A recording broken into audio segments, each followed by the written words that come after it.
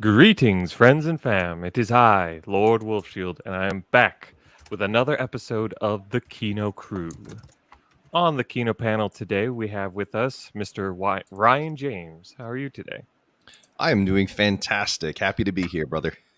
Thank you for joining. And then also we have Anna. Hello, everyone. Hello.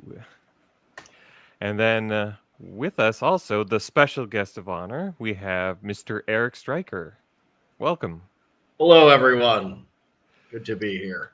Thank you. And this is also my first returning guest to this review show. Returning special guest. I had you on this my review show 4 years ago, back in early 2020.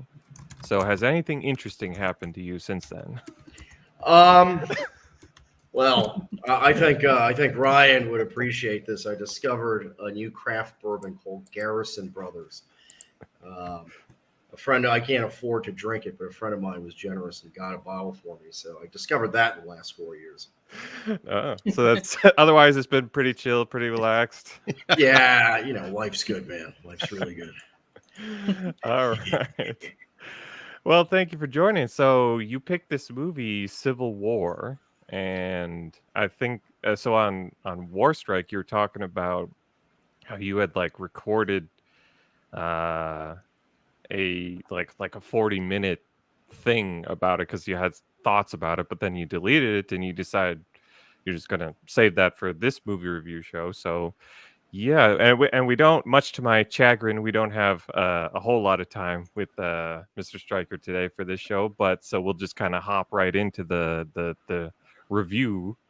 And why don't you give us your thoughts and why you picked this movie and what you thought about it? Yeah, I really like Alex Garland. I liked, it's kind of a situation where the typical movie that comes out nowadays is so bad that his movies are pretty decent in comparison. Now, this one went a little overboard on some of the pandering, the racial pandering, and so on. But I thought that he did what he could within the form, which is that he wants you to see in his movies what you want to see. One thing I respect is the general, right, as much as possible, the lack of editorializing in his films. And you see this in movies like Ex Machina, which I really enjoyed. And in this film, you see this highly politically charged topic where a lot of people went to see this movie when it came out a few months ago, not for entertainment, but for some kind of catharsis. They want to see the Civil War. It's not a coincidence that I was going around, and when I went to see it, it was in this kind of bougie area, but everyone in the theater looked kind of Trumpy. They looked like some good old boys, and kind of some of them kind of reminded me of the people that went into the Capitol on January 6th. And I'm like, you're here to see this movie for the same reasons I am. So I thought that was very notable, and I'm sure other people have noticed this going in, despite the fact. I think libtards were kind of clutching their pearls over it, from what I understand. Yeah, I think it's not it's not necessary because again, definitely not. the movie. I mean, I'd like to hear your thoughts on it too. But the movie, to me, now I know a lot of people.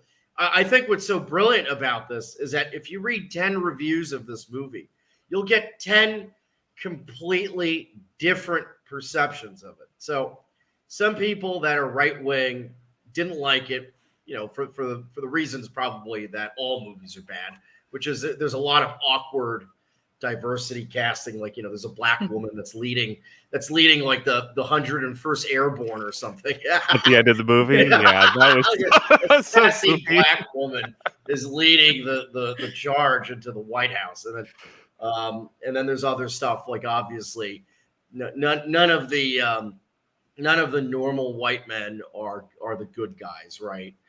I don't Everyone, think, yeah. was there any white men in this movie? Like Mank, really? I No, think. not really. I think that, well, as usual Except for the in bad guys, yeah. American culture, as Yes. usual, the only good white men were the ones in uniform fighting for the woke people. They were the soldiers. There was some white male soldiers, but other than that, not really. Yeah. Well, let's go around the panel and we'll start with Anna. What were your thoughts on the movie then? So I was really impressed. There were very few movies that I can come across within this genre, specifically about war photography. I think the only other movie that I've seen in this genre is Full Metal Jacket. It kind of followed the perspective of a war photographer in the Vietnam War. But when I read and when I watched several interviews with Alex Garland, the director, he did say when he was writing, because he's both the writer and the director of this film, he wrote this in 2020, I believe, as the riots were ongoing, the summer riots. And he said it was problematic for him that journalists are portrayed in such a negative light. They're distrusted now. And against the advice of his colleagues who said, no, don't do a movie portraying war journalists or journalists in general as the hero or the protagonist, because they're just hated. It's not, just don't do it. And he said that really bothered him. And this movie, he wanted to particularly just put a movie directly going against this. And I think it was on the Daily Show where he elaborated on this. And then it's funny, he's British born, and everybody kept asking him, you're a British director, why did you choose America as the location for like a civil war?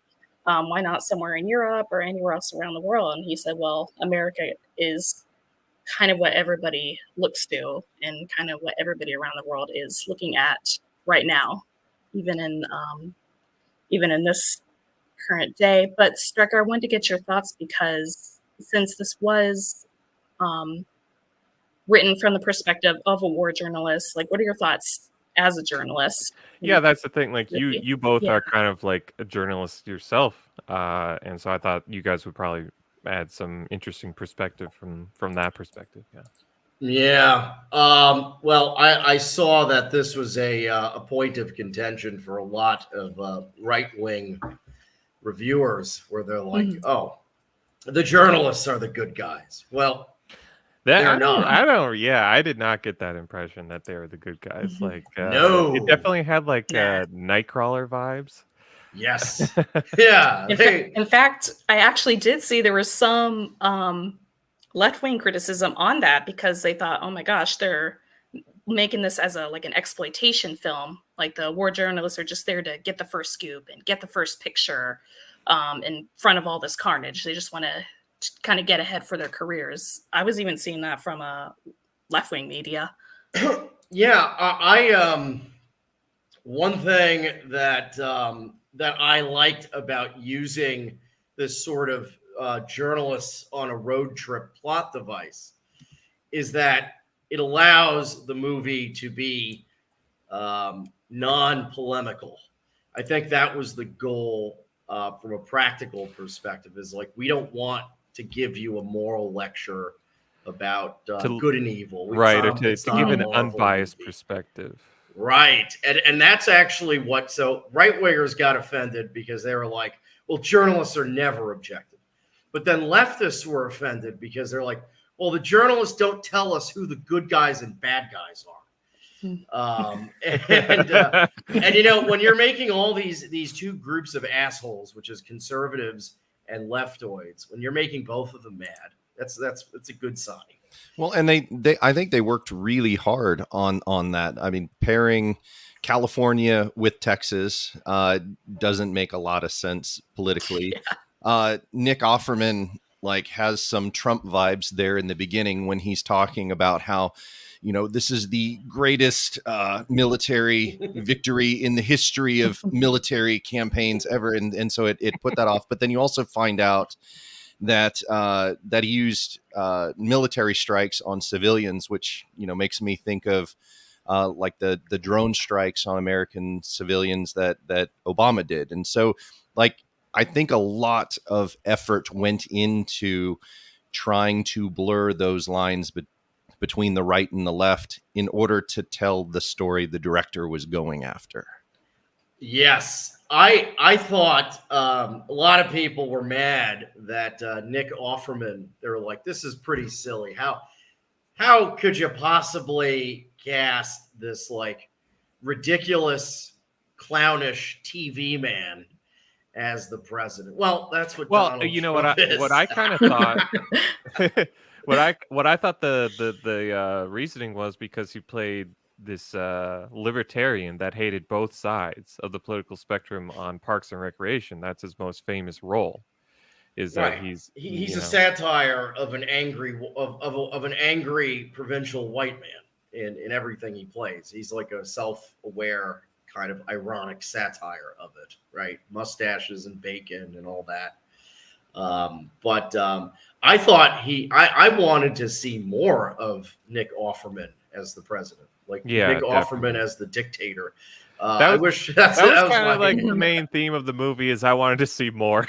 Yeah, except I did want to see more of just the journalist sitting around and kind of moping. That was that was 90% of the movie. What? But once it got to an actual interesting scenario, Civil War scenario, it's like it wanted to rush past as fast as they could and not linger at all and get back to more journalists moping. One thing though that I would in response to Ryan saying California and Texas as unlikely bedfellows, I agree on some level, right? In terms of how things are polarized at the moment. But if you actually think about it, right, these are the two states that are the first states that are now minority white, right? They're post-European. They're large states that could be self-sufficient in a Civil War situation. They have their own power grids. They have their own agriculture. They could, in and of themselves, be medium tier or kind of even in the top 10 wealthiest countries in the world on paper, if they were their own countries. So I think Garland addressed this because it comes up a lot, and he said that the president is so I don't know if he used the word racist or fascistic or something. He calls them fascist. Fascist. Right. Yeah. He's the president is so bad that they put aside their differences to fight him. And if you recall, in 2016, Trump had, obviously California was not going to ever go for Trump, but Trump actually struggled a bit more than the Republican typically does in Texas. And, I would add Florida. Florida is another, you could argue, sort of post-American. These are, by the way, these are the three states with the highest number of illegal aliens in the country. Well, and Florida was in the story was the other one that had its own thing going on. So both Florida was off by itself doing its own thing with there being Florida Southern Alliance. And then you had the Texas and California that were working together that were really driving towards you know, the defeat of the United States. Well, I don't know. It made sense to me to have the major, like the Republican and the Democrat states coming together to fight fascism because that's their entire purpose. You know, Yeah. that's why they exist. I agree. I didn't think it was that much of a stretch. I could Well, yeah. see like, yeah. I think it's a stretch in just the general political sense, but you're absolutely right. In terms of demographics, the states are almost identical, and so you would think that they probably, if they could see past red team, blue team, they probably have a lot more in common in terms of their feeling, you know, oppressed by the United States in general, and more reason to work together than first meets the eye. Right. These were right. the two states that were called the Western forces, right? These are the ones that went into Washington and did their own little insurrection. I mean, yes. Realistically speaking, if I'm nitpicking, I mean, I assume the black sergeant of the Western forces, I assume she was the sergeant there. If we're taking demographics from Texas and California, like, shouldn't she be Hispanic? I don't know. Maybe. Yeah. Yeah. No, I thought that I found it interesting also that there's like this Candace Owens type black woman who's like the president's press secretary. Because at first you're like, you know, this is what I love about the movie. Like, it's so ambiguous that you can read. Now, I want to point, I don't know if you guys noticed this, right? So the movie plays with your biases, your political, even racial biases. For example, let me show you two prime examples that are parallel to each other, where depending on your own perspective, you will see completely different things. So the initial scene where the young girl goes off with the white guys that are torturing the looters, right? The viewer watching that scene where the white kid is saying, "Come on, I'll show you the guys where we have them." The assumption that a liberal would make is he's going to go and rape her, because that's what these violent white rednecks always do. They rape people. They're sadists. And then it doesn't happen, right? But then notice with the same young girl, the guy Joel, who's a Brazilian actor, he's kind of racially ambiguous. The Brazilian actor, he's supposed to, I think, be what they call Hispanic in this. And there's a scene. Florida. Yeah, there's a scene where he's getting, like, if you're like on the right, Mexicans are rapists, right? There's a scene where you think he's like drunk and he's going up to her in the van, and you think he might rape her in that scene. So there's something for everyone there. How about the fact that the Asians can't drive, that the Asians drive horribly? I mean, there's something. I mean, think of the magical Negro, right? The magical Negro saves the day. From the evil white man. Yeah, and he literally did a drive-by to save the journalist, right? Yeah, he's the only one. He's the magical Negro is the only one that has any sense about that situation. That scene with Jesse Plemons is so silly. It almost played out like a comedy scene to me. And he's like dumping this like a truckload of bodies, and they're like, "Oh, it'll be fine." Yeah, we'll just go talk to him. And my only plan is to say please and don't. That's my only plan. And that actor, I've noticed, Jesse Plemons, is meant. His primary role has been like playing the evil white villain. Oh, yeah, he played neo-Nazi in Breaking Bad. Yes, also, yeah. Asking the guy, where are you from? And he says Hong Kong. Bam, shoots him dead. Yeah. Like, okay, so that was like, okay, I was so it's like he could obviously. Again, it's like, you see what you want to see there, right? Yeah, I don't know. I would have liked it more if they had been like kind of a little more over the top with like the racism stuff. You know, it's like he didn't drop like a slur or anything, and like he didn't like what he was doing didn't make any sense because he can obviously see that the dude is like not white, and then he's like, or like even the Brazilian guy, but he doesn't shoot him. He didn't care about the whiteness. He cared if they were from a loyalist state. That's No, why he cared about Florida and not the other two. It's ambiguous, though.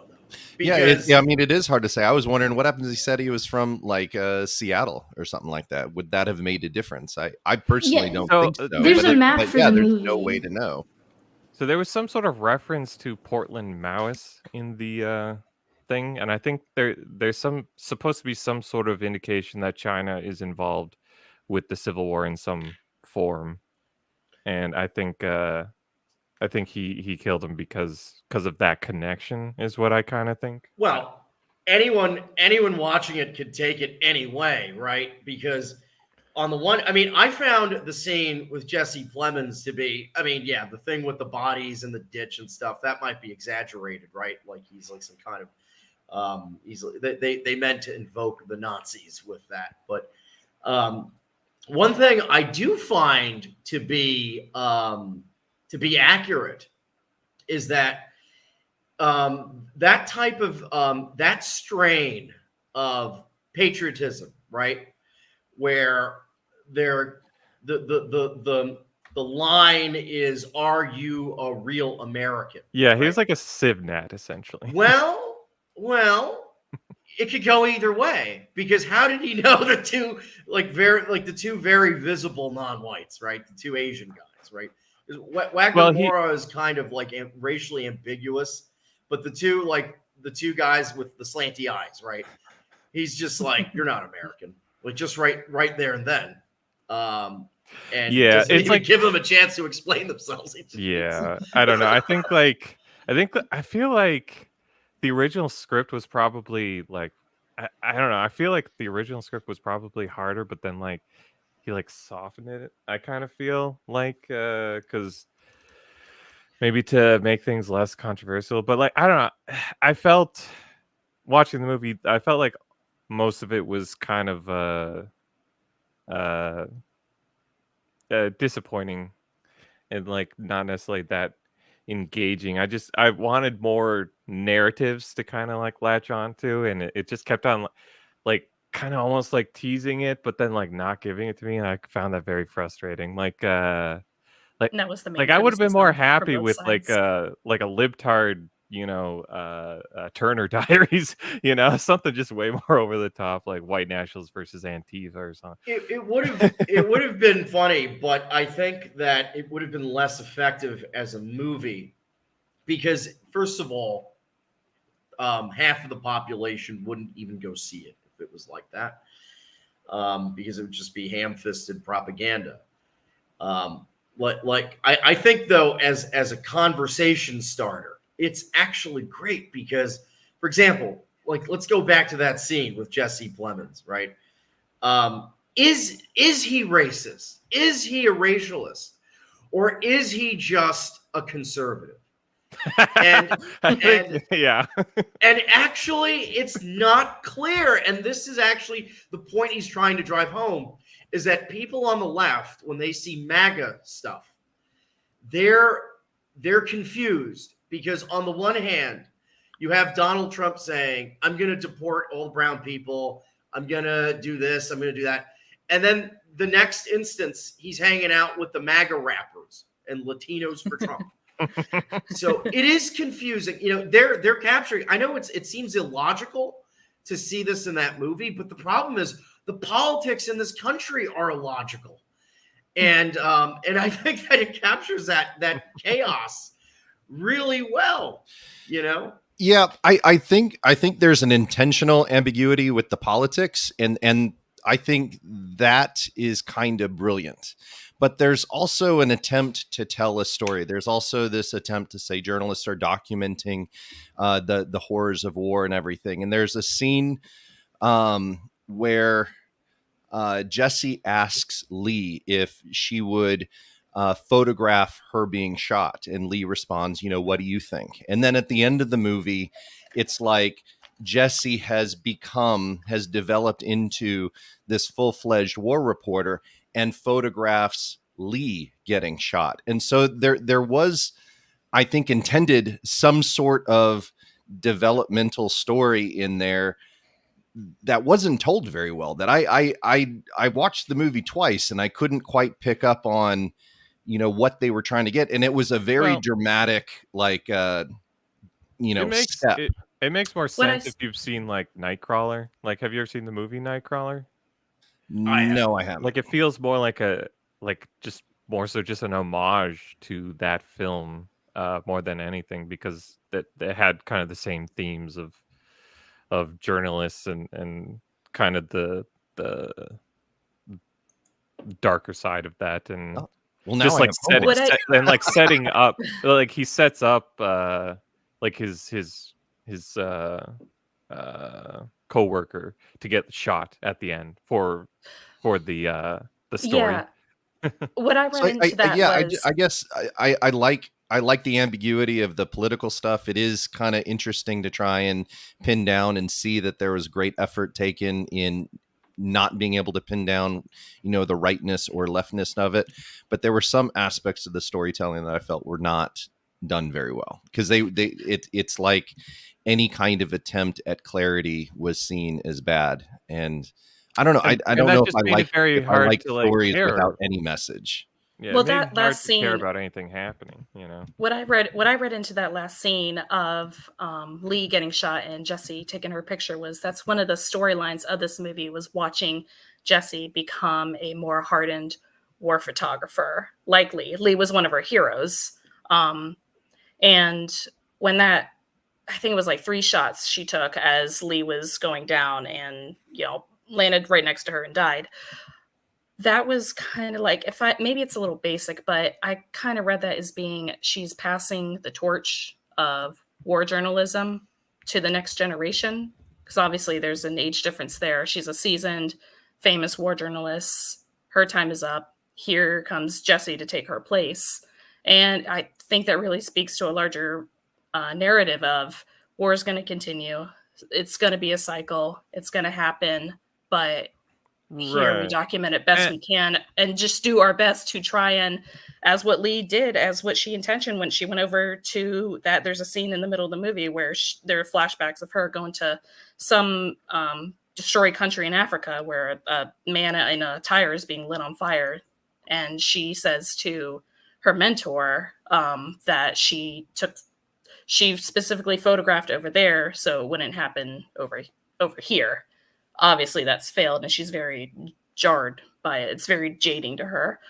I think that was the main goal ultimately for Lee. Partially, but also I think there's a like narrative of like with Kirsten Dunst's character, very frumpy looking. I think she did that on purpose. I think she tried to kind of look ugly on purpose. I didn't even recognize her at first. I was like, oh, that girl kind of reminds me of Kirsten Dunst. But anyway, there's this narrative of like she believes that like her doing this war photography will actually help prevent war.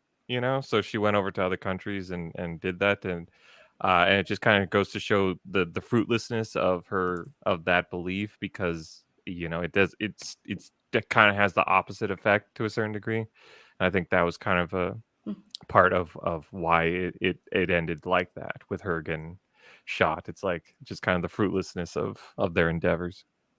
And that was one of the themes that Garland touched on, is he was frustrated over the state of journalism in America, meaning that there were just certain stories that cannot gain traction anymore. Local newspapers are being shut down.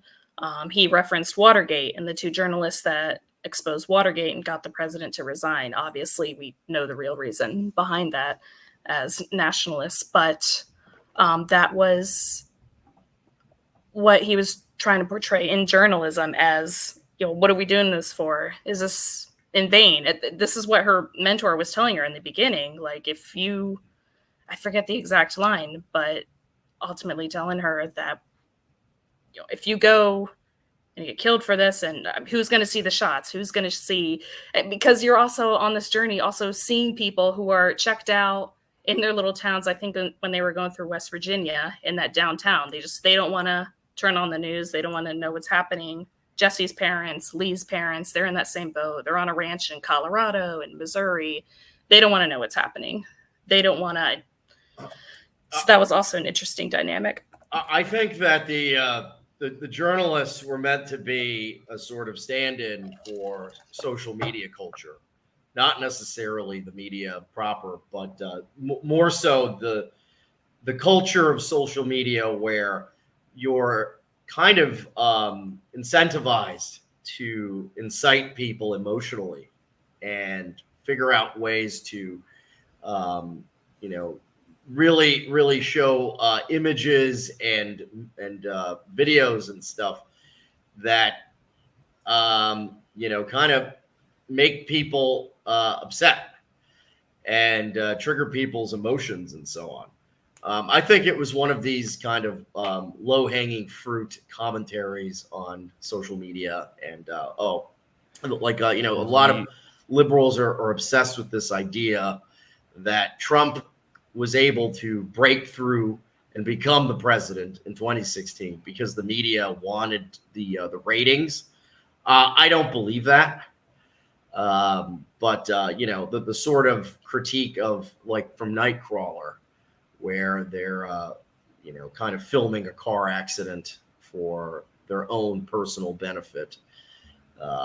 That seems to be what I think Garland is going for, besides using journalism as a way to detach yourself from the tribalism and partisanship of politics. I think that's the secondary point of it. I think, and that would make sense with the scene where she's like getting the younger girls getting Lee Miller dressed up in a nice dress and taking pictures of her, because it's kind of like, a little less like serious business to her. This is more of just like kind of having fun and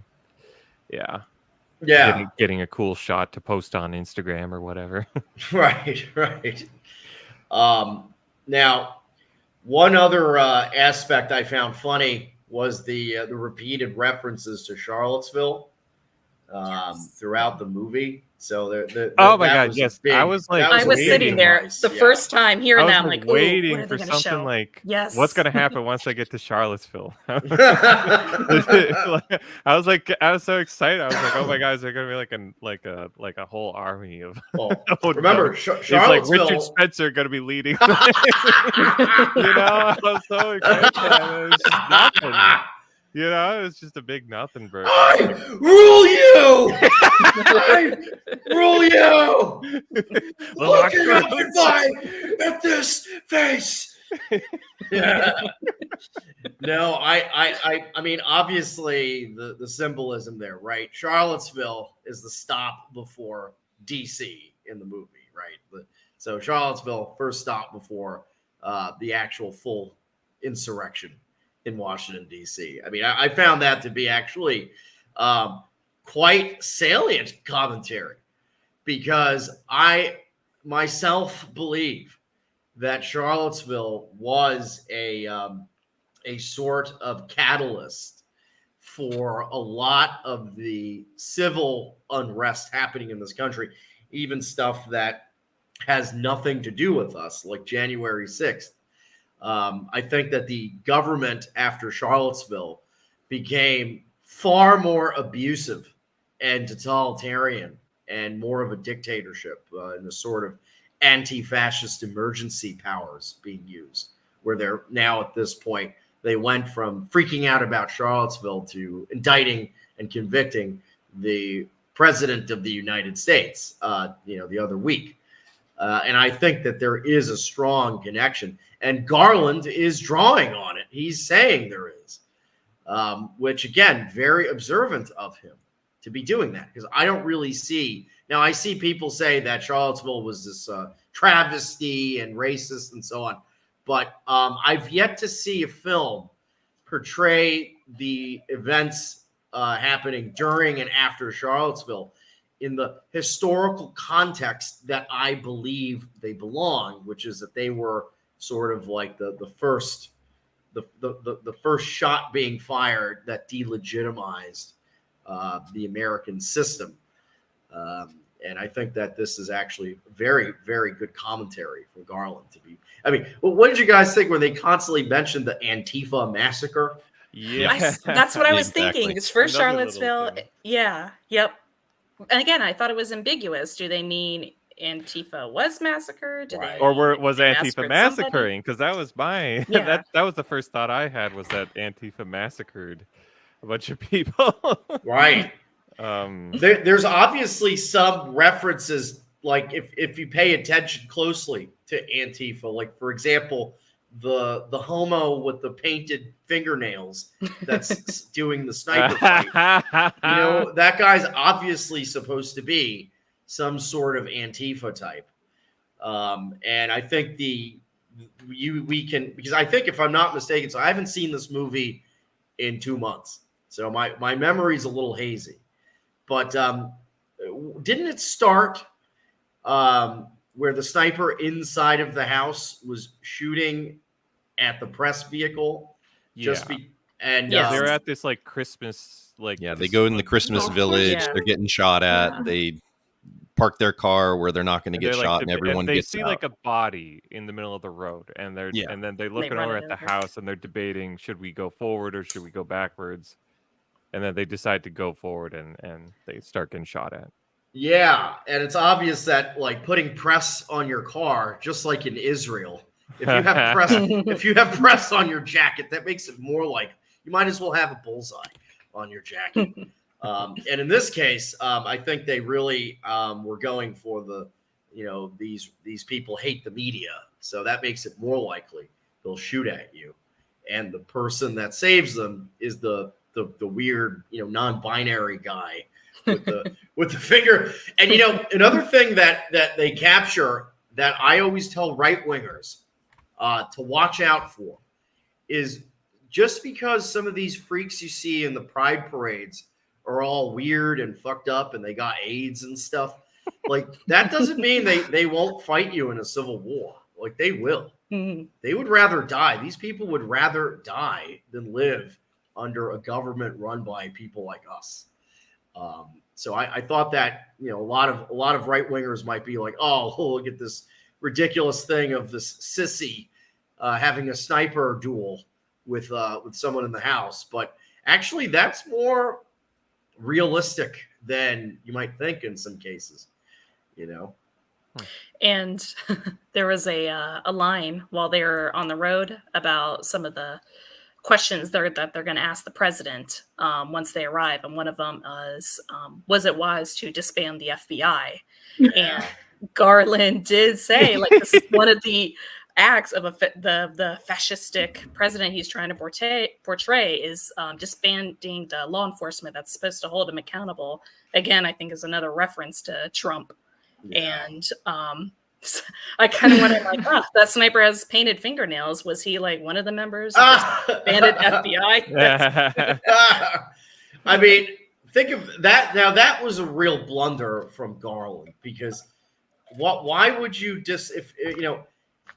from their perspective, a fascist is someone who violates your civil liberties and, arrests you arbitrarily and things like. Why would disbanding the secret police, which is what the FBI is, be fascistic? Like, that doesn't make any sense. That's just libtard. That's illogical libtard bias. I think the big issue for the president was that he was in his third term. So he's like, Constitution isn't real anymore. I'm third term now. And that was the big deal. Like, oh man, the airstrikes are bad, and oh, poor FBI, but third term, and he's white? Oh no. Well, Which, I'm sorry, like, can Texas and California really band together for that? I thought that was so funny too. Well, I think that that, to be fair, Trump does actually. I mean, he's really old, but he does actually. You ever see that ad for Trump where it's like Trump 2024, Trump 2028, Trump 2032, Trump 2036? Yeah. Like, so Trump does actually play to that. That I'm going to be the president forever. The problem is, like, it's not. If you're 80 years old, what's that mean? Like, it's not. But I could totally see a scenario. I mean, this happens all over the world where someone has a constitutional limit on their presidential terms and they just change it. Like that's like, guess what? Constitutions are made by people, and they can change them whenever they want. So I didn't find that to be so far-fetched. I mean, heck, what you've alluded to, you've talked about several times on War Strike, how our elites, janissaries for you-know-who, the Chosenites, are getting older and older and older. They're dying off, and there's nobody really left to take their place. Just look at the pro-Palestine protests across universities. Who's going to replace them? Well, maybe they might have to stretch, a third term or a fourth term like FDR in order to still see it through, that Chosenite objectives are still on the table. Well, the absurdity of this. I mean, I saw the other day, there's some guy in New Jersey. He's a Democrat. He got reelected for the 6th time in a row for Congress. He's 86. Okay, 86. I think Dianne Feinstein is 90. Okay, she's a top Democrat in California. So we see Chuck Grassley. He's a senator in Iowa. He's 89 years old. You can't even get a job. If you went to a Burger King and sent in your resume at the age of 89, they would laugh in your face. And yet these are the 100 on paper, the 100 most powerful people in America. There's like multiple of them that are in their late 80s and 90s. It's like, so, who's Alex Garland kidding on that? Like, give me a break. I in the end, though, I think that my favorite scene was when the journalist at the end, they have the president at gunpoint and he's on his back, and the journalist jumps in. He's like, "No, wait, don't!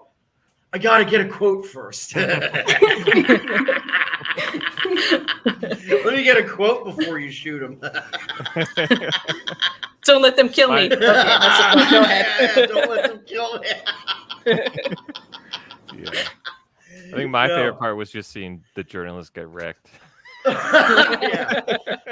Just like one by one getting picked up. It's like, now you tell me. It felt, the stuff with like the sassy black woman leading the platoon, and the young Zoomer lesbian girl like being so bold and brave and stuff like that stuff felt really forced. I suspect that this wasn't in the script, and that the people at A24 may have added that in post, later on. You don't think there was a message with the black female shooting the president in the chest twice and ending America? I did think that, but again, recall there's like the Candace Owens type black chick who's like his last defender. So it's actually, because again, at first for much of the movie I thought that the president was like racist, like he was like a white nationalist president, right? But again, that type of illogical stuff is what our politics looks like. I mean, I see white nationalists promoting Candace Owens all the time. So it's not like it's that crazy. Yeah. Maybe he still is a white nationalist and he has this Candace Owens chick. So you see that this whole movie is more of like an ink blot. Like, tell me, what do you see in this movie? And the movie is kind of an expression of the viewer's mind. Yeah. Oh, personally. I think that personally speaking, I really enjoyed seeing Washington, whatever the context, seeing Washington D.C. and the White House being bombed to shreds. I do enjoy It's that. kind of funny that they like destroyed the original Civil War memorial. Yeah. I see imagery like that. Imagery makes a lot of sense to me, and I don't know, blowing up the Lincoln Memorial, having a black woman shoot the president, like all these things, like I don't know, but that probably, like what you're saying, Stryker, that says probably more about me. Right. And I think also if you're a liberal, right? Now, I think Garland is also taking the piss out of liberals because, the scene with the black guy, not to go back to this, but the scene with the black guy running over Jesse Plemons as the magical Negro who saves the day and sacrifices himself for the white people. Like, I could see like white liberals just standing up and cheering for that scene. It's like, yes, this is how it is. This is how it is. But then at the same time, I could see black people seeing that as like, yo, I would never do that. I would never. I would never sacrifice myself for these white crackers. Right. In fact, blacks are always complaining about that trope, the magical Negro trope, because there is such a thing going back a century in movies where a black person sacrifices himself to save all the whites, right? And so Garland may actually be taking the piss out of kind of the worship of blacks as like otherworldly moral beings that liberals all sort of white leftists sort of all believe in. And I think that the over the top sassy black woman going around leading these charges and killing the president, I think a libtard would be very ecstatic, like they'd get a thrill up their leg watching that. But you'd be surprised, like, most people watching that are like, this is ridiculous and unbelievable. I think it's meant to actually lampoon the sort of fantasies about black people that white leftists have. I mean, that's how I would see it. And conservatives. I mean, look at this multiracial coalition of the black man coming in to save the day for whites against these evil Nazis. Look at my black friend. He saved our lives. Look at us. Yes, I think conservatives too. Remember, Texas is part of the coalition. So there's a certain strain of conservative that would like that too. What did you guys 100%. Think of the guerrillas or the insurgents in the Hawaiian shirts? The Boogaloo Boys. Yeah, they're obviously meant to be Boogaloo Boys. Yeah, like it was interesting, like. But at the same, I'm like, why? What is this? What's happening? Why is this happening? What side were they on? To say anything, like were they on the side of the president? Was that the Florida guys? Was that Texas guy? Like, yeah, it was unclear. It's just there are people shooting at uniformed people. So I'm gonna say Florida. Yeah, I'll say Florida. Which scene are you guys particularly talking about right now? The Jesse Plemons scene again? No, it was the one where it was like the black guy hiding behind the pillar? The pillar. Yeah. Oh, yeah. I was just about to bring that up and wonder, like, what side do you think those guys were on? It must have been the Alliance, right? Whatever the Florida Alliance. But they could have easily been like conservatives, like Proud Boys. Like I got some Proud Boys vibes from that little group. They could have been very easily fighting the troops because remember the Western Alliance have uniformed soldiers too. So they might have just been loyalists of the United States government, for all we know. Again, they didn't make it clear, but yeah, they were. Yeah, pretty that's an interesting perspective. Like getting the fighting from both sides. Right. I mean, it easily could have been that. That's not how I took it, but yeah. Because some of these right-wing Trump groups are as or more multicultural as the left-wing groups. They're probably more. I mean, if you're in the Democratic Socialists of America, you're probably like almost certainly like a college-educated white person that works in tech or a Jew. But some of the Trump groups, because they're more sort of working class oriented and sort of grug, they have a lot of minorities in them. So I wouldn't assume that the guys in the Hawaiian shirts were not on the side of the president. And you can see one thing I found interesting is you could see how Wagner Moura, I think his name is Joel in the movie, how he was getting there was almost something visceral in him that was being sort of awakened, something kind of masculine by hanging out with those guys. Even though he himself, right?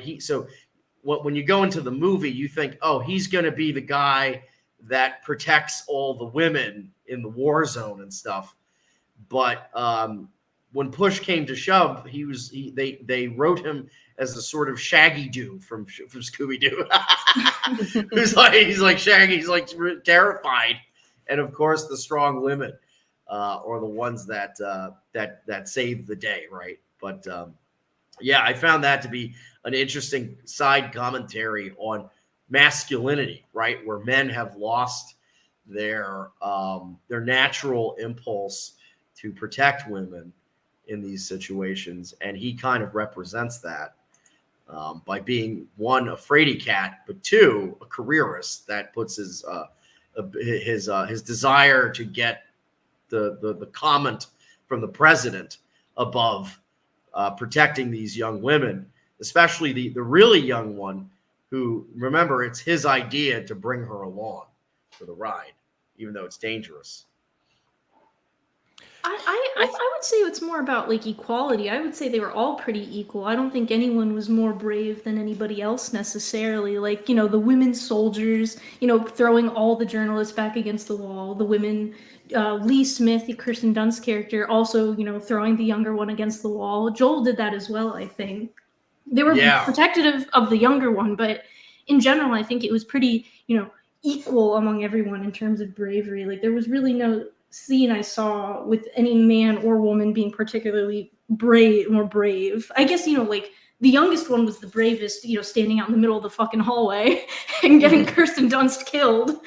Yeah. What a great shot.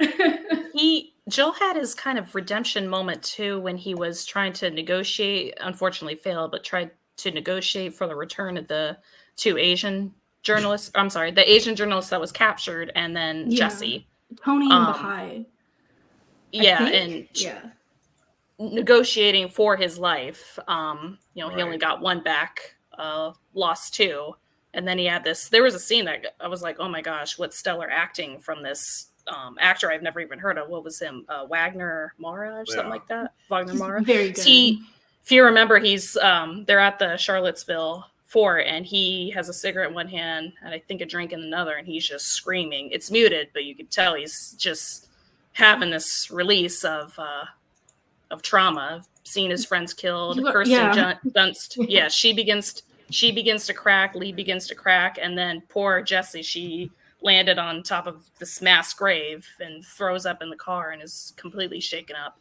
But I think that's the turning point where she becomes that hardened war photographer. Because if you remember, during the insurrection of DC, there's no hesitation. Photo. Following Lee's advice, you put your emotions aside as a journalist. You're just here to take photographs. You're not here to help. You're not here to hurt. Which is another thing. A lot of what came from like left-wing criticism on this and right-wing. They were mad. They were so mad. I saw some bugman on YouTube. He was like, when I got out of the theater, I was shaking. I didn't know who were the good guys and bad guys. There are people that have really infantile minds need you to. They need you to mash up the baby food for them, the intellectual baby food. You have to make sure it's soft enough for their soft brains. Well, when you grow up on Marvel and DC Comics, I mean, you go in thinking like this. Yeah. They're like, I didn't know who the bad guys were. How could you make a movie like this? But I think I was just at the, to kind of bring it all together. I was sort of just astonished because I was like everyone expecting a hyper politicized movie, but I was shocked at how Garland was able to take this really, you can't be, let me tell you, the majority of people learn through visuals, and simply visualizing, Washington, D.C. being raided by people and the president being killed. Like, in the current political climate, I don't know if you should be doing that. That's what one of the critiques was, because he was too satisfying. Yeah, no, he was playing with fire by making this movie, and I was astonished at how uninflammatory, despite the content of the film, how uninflammatory. Like he seems to have gone out of his way to not incite people while showing what it would look like. So as a piece of propaganda to discourage civil polarization, political polarization, which is what it was, as a piece of propaganda, I found it to be quite effective in that way.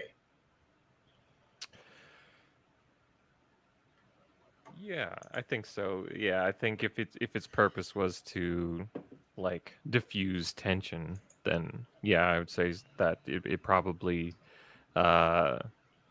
accomplished that goal if that was his goal. Right. I hate movies that will lecture me, but in the case of this, I think Garland absolutely nailed it when he spoke to.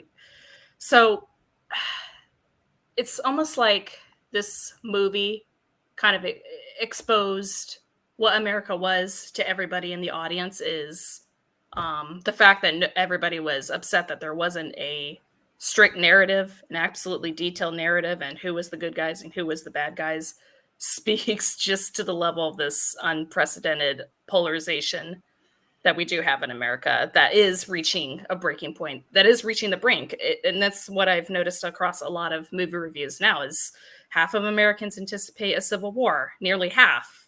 It's already approaching 50. Yeah, like you said, Stryker, it's almost like, oof, you're really playing with fire here because half of America already believes there's going to be a civil war. There's levels of polarization that just cannot make a U-turn here. Yeah. What start the Civil War? The Jesse Plemons or the painted fingernails? Right. They don't tell you. They don't tell you. They don't tell you who's going to start it, and the lack of assigning blame, because he could have done the easy thing and said, "Oh, Trump is the Trump president is causing this." But I mean, look at, for example, at the beginning. Again, it's a little hazy for me, but at the beginning of the movie, there's like an airstrike. They drone strike. When the police are trying to stop like a black riot. It was a suicide bomb by some that was a white lady. Christian lady with an American They're like, flag we running need in. water. Give us water. She runs in carrying like the full American flag. Oh, it was a suicide bombing. Yeah. Mm-hmm. Okay. Yeah. Oh, okay. Because I was like, oh, did they? I didn't get it at first when I saw it because I thought it was like. I just saw the explosion too. I didn't notice the person at first. Oh, interesting. So it was a person with an American flag blowing it up. Okay. That makes more sense now. Right. So the question is, why were they cutting off their water? They cut off everything. It seems like no one had any like phone access or internet access or anything. The lights kept flickering on and off. Yeah. I think my favorite part of the movie was the elevator scene, where even during like a civil war going on, like just that concierge doing like the corporate speak about, you may not, or the electricity may go out, you might have like a you're welcome to use the stairs. The stairs are for your convenience. it's 10 stories. One thing though, I almost forgot to mention this. One scene in the movie that I found to be quite salient as well was the little community that's like fully functional and sort of sticking their heads in the sand over the Civil War. Yeah, like it was like a little town, and the stores were open, and everyone was like just acting like nothing was going on. And he's like, there's a Civil War going on. And the girl reading the magazine's like, yeah, I know. It's like, she's like, we just choose not to be part of that. Right.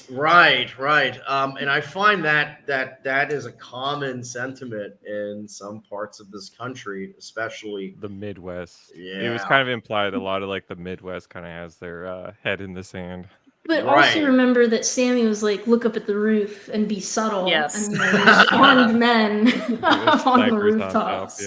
Yeah. Right. That sort of is commentary on the ability for Americans to particularly upper class Americans, to be able to just sort of escape the tensions and the conflicts going on all over this country. But at the end of the day, it's not possible to, And I think that's one of the points where the journalists were frustrated, because it was almost like, here we are on our way, risking our lives to get the story, to photograph what's happening, being in the line of fire, and what, you just don't want to watch the news? You just don't want to pay attention to it? And it's almost like it's another point that both left wing and right wingers can be like annoyed by, frustrated by. Oh my gosh, how can they stick their head in the sand? Oh my gosh, how can they ignore what's going on around them? It's almost frustrating to watch. Someone else has to watch the news, and it's the guys up on the rooftops. Someone else has to do it for them.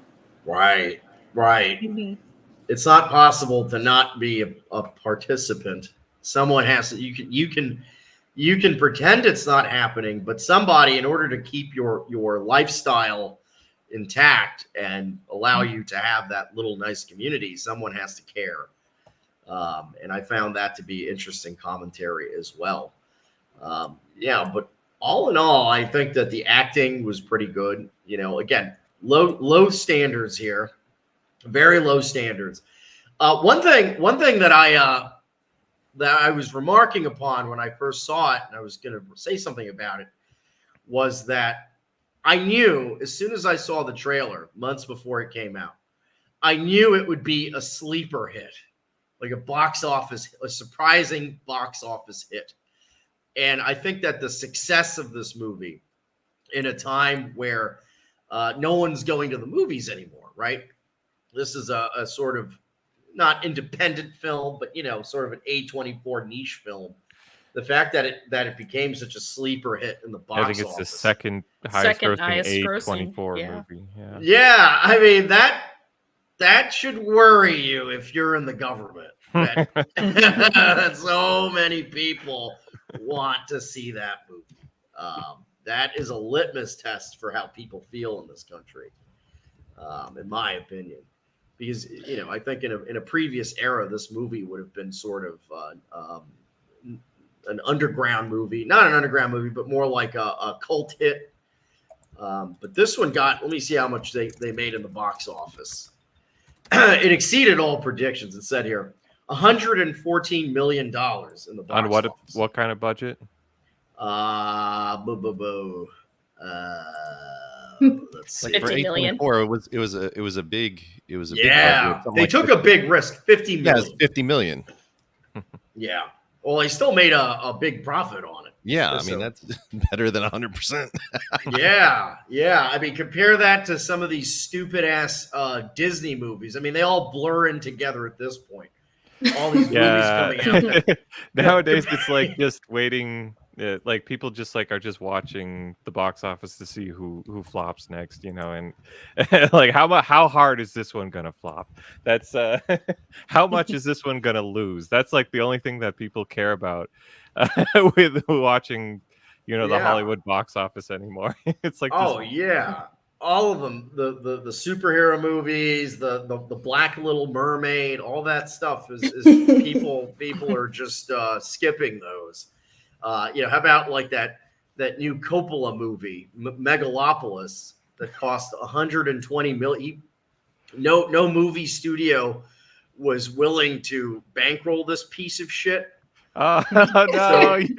You're gonna throw your fellow Italian under the bus. No! I'm sorry. This guy, what a narcissistic piece of shit. I mean, he used his children's trust fund money to fund it. Oh my bag. What a boomer! What a boomer! I don't know. It's a vanity project. It was released in a couple of art houses. I'm kind of excited to see it, to be honest. Like, are you kidding me? It's got Shia LaBeouf in it, apparently. Oh, boy. I don't know. Just something about, like, I don't know. Just like he wants to go big or go home with it and just do something original. I don't know. There's something that feels kind of interesting and exciting about that. I don't know. Coppola is one of these guys who has like like little glimmers of genius. Obviously, Apocalypse Now is one of the greatest movies ever made. Godfather. But then this guy, he has like, because he's got a big ego, he's got it in his head that he's like an art house movie maker. And so he also makes like, steaming piles of shit like Rumblefish, or The God. You ever see obviously, I think you've seen it, The Godfather 3. Like, I started that, but yeah, everybody told me that was I never did.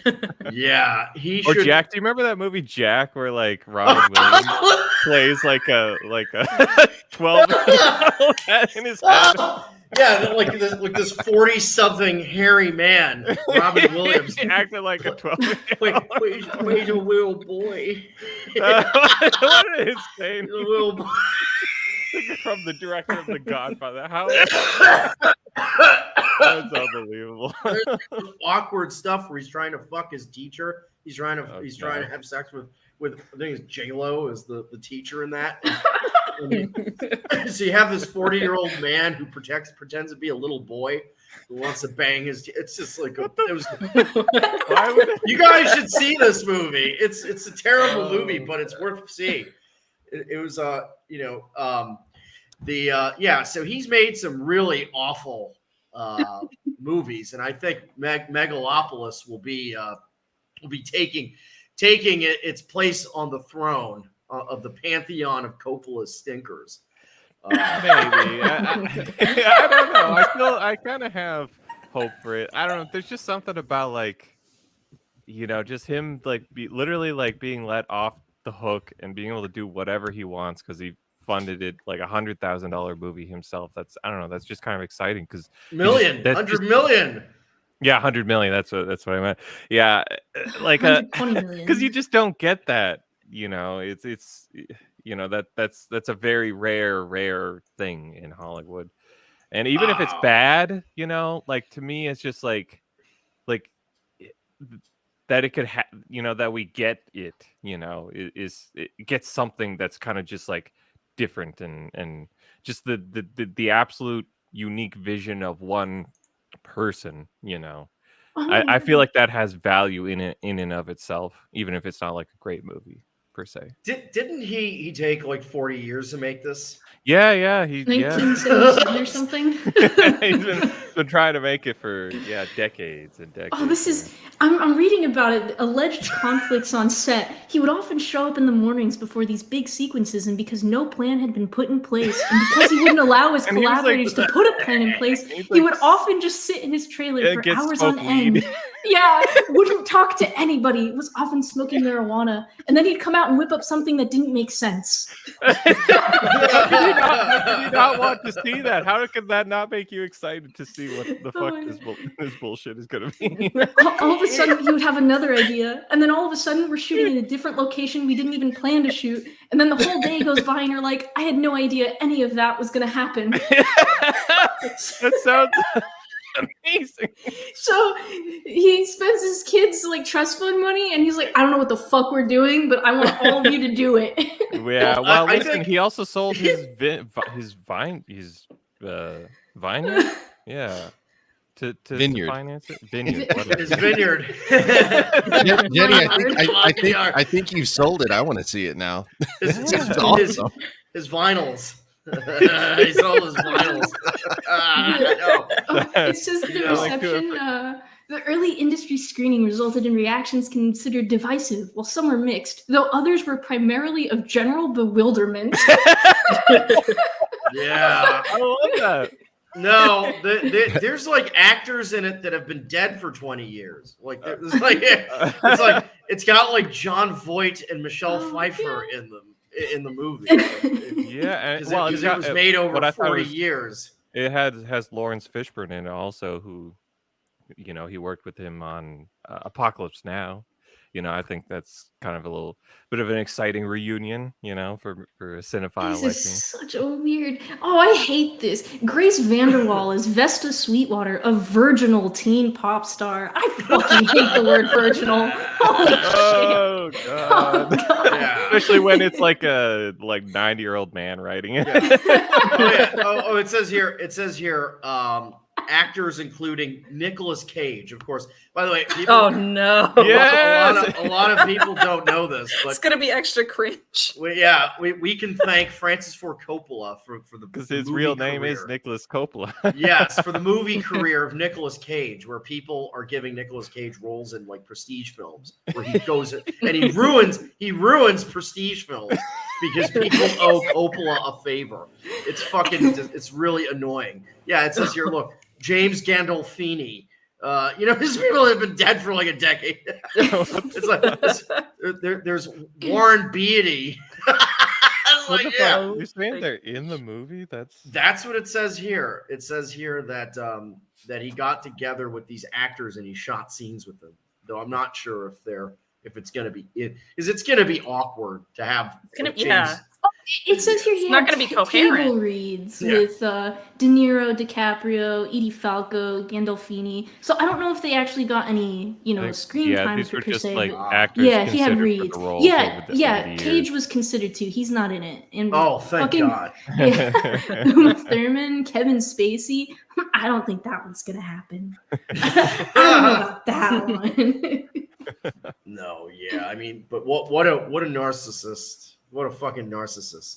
Oh my God. $120 million. And I don't know if you've seen the trailer, but it's just like a ripoff of The Matrix. It's like The Matrix did this. I love the part. Like, I love when Adam Driver, he's on the roof and he's like, "Time, stop!" Yeah. Whoa, man. Did he just do that? I've never seen so. Oh, you mean I could dodge bullets? Wow, I could stop time and dodge bullets. Yeah, it's called The Matrix. Like you fucking asshole. Yeah. But I read a review that that doesn't even really have anything to do with the story. Yeah, I have to say, time.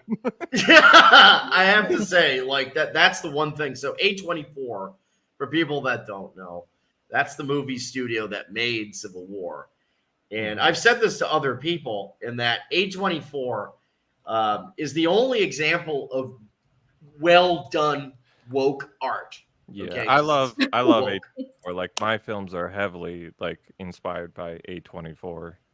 Yes, they're movies where you watch them. When you're watching them, oftentimes you're not even enjoying them. But then, when they're Hereditary, yeah. Yes, that's a great example. When I watched that, I was like, "This is kind of I don't know. I don't know how I feel about this." But Uncut Gems too.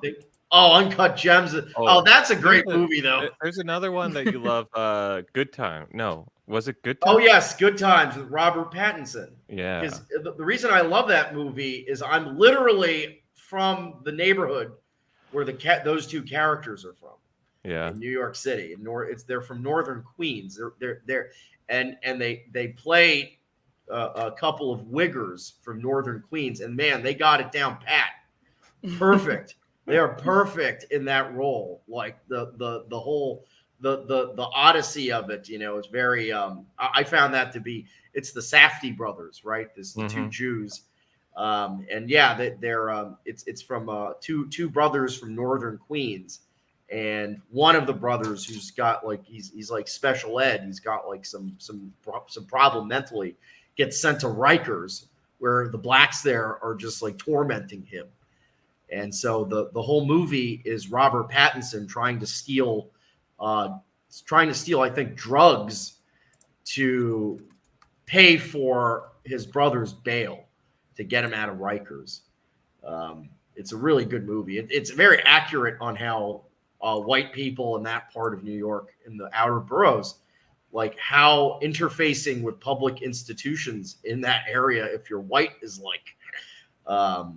you got to go through all these really corrupt things, and then you got to do what you got to do regardless of the law to protect your friends and family. And I found that to be great. Shot Caller is great. That one's a That little was more not- Hollywood. That was not A24 though. But No. but it has that. No, it's got that premise, like what you just said. Regardless of the law, you protect your Yes. friends and family. Yep. Oh yeah, no, Shot Caller. I found Shot Caller to be excellent. I like the theme of my version of MAGA is make Aryans gangsta again, and I found that movie does that well. It's got some parts that are hard to believe, but the message was great. Yeah, Uncut Gems. That's another great A24 movie. That is an amazing profile of a Jewish diamond dealer in New York City. And I have to say, as much as I fucking hate, and I mean hate with a capital H, Adam Sandler. I hate Adam Sandler. I hate every one of his movies. I remember as a kid, when I was a kid, his movies were like the big hit. And everyone was constantly quoting his dumb. He has one gimmick, and it's making a baby voice. That's his one gimmick. He's not funny. He just don't like this, and I remember hating this guy every single. I fucking hated Happy Gilmore. I hated. Oh no! I was just gonna ask. That was the one movie he didn't do. I fucking hated it, and yet I have to say his performance as a drama actor in Uncut Gems, and there's a weird thing where shitty comedians make good drama actors, was excellent. He was excellent as a diamond dealing nickel-nosed Jew. He wasn't even acting. Maybe that's why he was so good.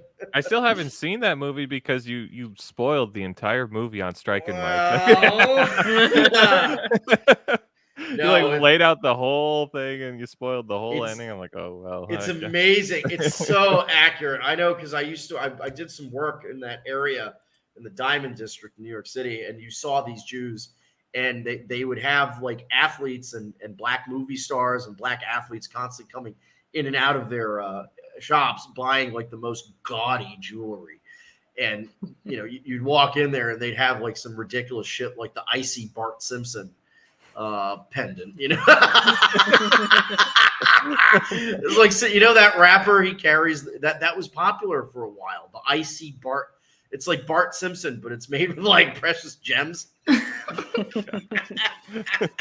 There was a period where blacks were snatching that up, and if you remember, if you've seen Uncut Gems, you'll notice he finds the special gem and he loans it to the basketball player, and of course, as always, it gets lost, right? And that's the whole thing. But yeah, A24 makes excellent woke movies. Their movies have a lot of crappy themes like trans stuff and shit like that. But it's been getting worse and worse each year that they release movies. I kind of find it hard to watch new A24's movies, unfortunately. But they had That's like why a I real killed Midsummer heyday. You know what? Just to kind of plug my own film project, this movie, Civil War was actually shot with the same film camera that I have acquired, the Ronin 4D. So it's kind of interesting that the camera equipment is getting so accessible to. Interesting. Yeah. So yeah, I'm pretty excited about that. Is it a shoulder cam? How's that work? I'm not. It's a gimbal camera, so it's like, I guess it's kind of hard to explain. Maybe I can. It's a really revolutionary thing for like small budgets, essentially, and small crews, where it's like the camera. It's like got like a 4-axis, like stabilization. Front of the camera, and it gives really smooth shots, and you can set up really quickly and whatnot. So I'm making a Blair Witch Project style hand cam video, but with my cell phone camera, and it's all about a Nazi podcaster who records a 7-hour show, and I'm borrowing money from my parents' mortgage to That's like that make like a funny short horror film where it's like the reason why Stryker has to do 7 hours is because it's like somebody like someone holding up. I was cursed. He's like and the shows get longer and longer every time. Yes, it's like 24/7, and he can't sleep. He can't. I made a pact with Faust. Faust says, "You want to be a famous Nazi?" Yes, I do. And then you cut to the next scene, and it's just me podcasting nonstop forever. I'm like barely able to stand. I'm like about to collapse, and then I'm just woken up by an invisible you're poked devil with slap. a pitchfork, and you're like, yes. Yes.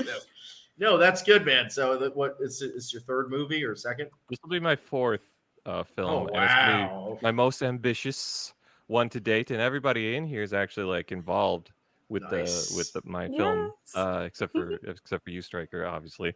Although at some point I'd like to get like a cameo in one of my movies. The problem is if you get a cameo with me, your movie will immediately be put on some Israeli hit list.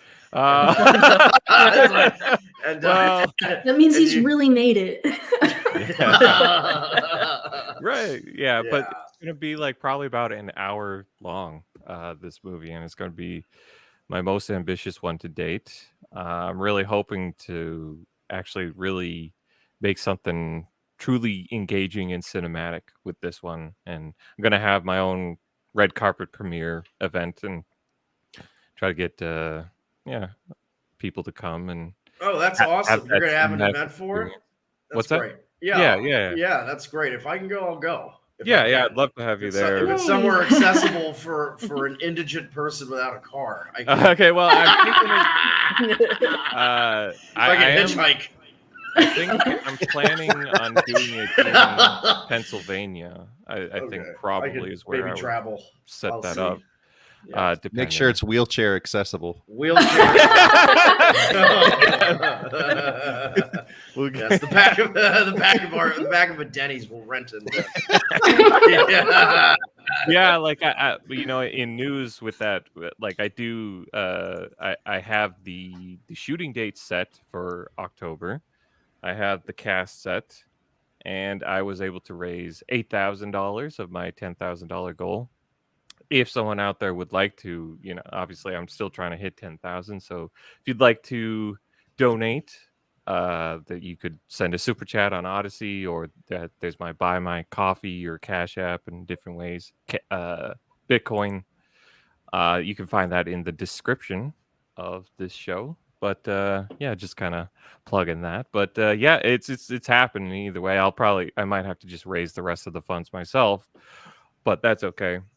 I'm very excited to finally get to work on this next project, particularly with this awesome new camera that I have. Yeah. That's very good, because in all seriousness, I think that creating unique culture is actually what we need to do, because frankly, there's not a lot going on out there in terms of really good independent culture, and particularly on the right.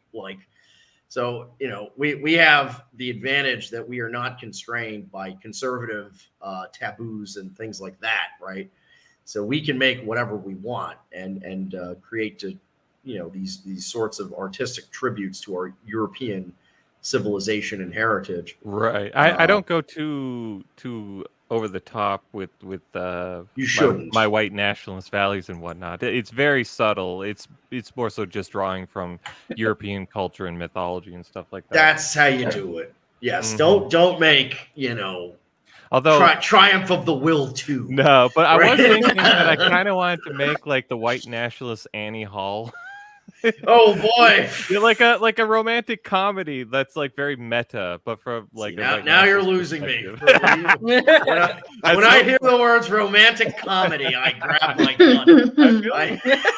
Because like Annie Hall is kind of an interesting movie because it is very much like from it's like the Jewish racial perspective, but it's not like necessarily too over the top per se. But I feel like I could I would love to make a movie at some point that is just a kind of a comedy that kind of satirizes being a white nationalist in America, you know, because there's never been anything like that, you know. How the fuck are you going to make a non-Jewish version of a Woody Allen movie? Well, okay, well, what I'm saying, well, I'm just saying, what I'm saying non-Jewish version. Like, it's like a comedy. It's like a romantic comedy. Yeah. It's very meta, but it infuses his like Jewish ethnic heritage perspective into the movie. Yeah. And I would just like to kind of, I was watching that. I'm like, I feel like I should be able to do that, as a racially conscious white man in America. There's a lot of funny scenarios you could kind of there are some relatively mainstream directors that I suspect share some of or a lot of our leanings, and one of them is the French director. I think he's originally from Argentina, but he's French. Makes movies in France. Gaspar Noé. There are really undeniable racialist themes in his movies, anti liberal themes in movies that he makes. That, in my opinion, I feel that Quentin Tarantino is also kind of like that. I know you might disagree, but I actually do think he puts a lot of kind of transgressive racial politics in his films as well. I would argue that Tarantino has. I'm not a huge fan of Tarantino, but I loved Reservoir Dogs. I loved Reservoir Dogs, and everyone says that, so it's not a unique opinion. But I thought that Reservoir Dogs was such a multi-layered movie. One thing I've noticed about movies nowadays, and you've probably noticed this too, Wolf Shield, is that movies that are centered on conversation are rare now, and there's very little meaty dialogue that I can like get really enjoy in movies anymore. Yeah, absolutely. They don't even have it because every movie they make now is intended to be like they want Chinese people to see the overseas box office. They're not going to just dumbing it down for the lowest common denominator for just even American audiences. Right. It's a fast and furionization of movies. And I think that they just I think they also just rely on AI to write their scripts, to be honest. I've heard that. Do you think there's anything to that? I do, yeah. I think so. And for sure, I don't know how prevalent it was, but for sure going into the future after this writer's strike and how they basically have fired all the writers and all the big Hollywood studios have admitted that they're just going to be embracing AI to make movies, and it's just if they hadn't been using it before, I mean it certainly feels like it, but it's just going to get worse and worse and worse, like the dialogue in films. And there's no dialogue. There is no dialogue in movies. Not like something like Reservoir Dogs, where there's other movies like that too. Like you ever see Barfly with Mickey Rourke? No, I've never seen that one. It's based off the Bukowski novel. where he's just like this drunk that lives in this dive bar in Los Angeles. It's like this working class white Los Angeles. Very dialogue driven movie. Or even like a movie like Glengarry Glen Ross. Like we're not ever going to get something like that. Like Zoomers, like I can't even imagine a Zoomer being able to say No, it like can't. Glenn Well, that Ross. was an adapted Broadway show, but what was unique about the movie is that it was like a play. Yeah, It was but very the much dialogue like a play. was just so fantastic. It's Who's just, the Jew? Who's that Jew that wrote that? David Mamet. Yeah. Yes, David Mamet. He's like a Trump guy now. Yeah, he's like a conservative. Yeah. Yeah, of course he is. But yeah, I loved Glengarry Glen Ross, and yeah, those types of movies are never going to be made again in a 50% white America. Like it's just in America where the bottom line for movies is like just the only lot anything that matters anymore, like artistic expression, and like making a movie that isn't like supposed to hit all 4 quadrants, anymore isn't really something possible anymore. You just got to dumb everything down to the lowest common denominator. But I think that film is, I believe, the greatest art form of all time, and I don't think it's gonna go away. I think it will just there'll be new things outside of the Hollywood system popping up, and I'm hoping you see it already.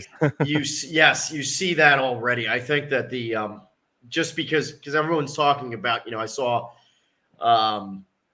we're out near like in Queens, for example, there's a few movie theaters that I grew up going to that have shut down after 30 years. So movie theaters are sort of kind of like outmoded. Yeah. But that's an advantage for independent filmmakers because you don't really need movie theaters anymore. Right. Usually the big gate that you have to get over is distribution. And if movies are no longer, because of course all the people that control the distribution, I mean, if Hollywood was Jewish, like the distribution of it, AMC and all that, that's like literally run out of Tel Aviv. Like that, yeah, it's like literally from Tel Aviv. I swear to God, it's like some guy in Israel gets to decide what kind of movies you can see. Yeah, and like Francis Ford Coppola can't even get distribution for that Megalopolis movie. Well, I agree. That's one thing where I agree with the Jews.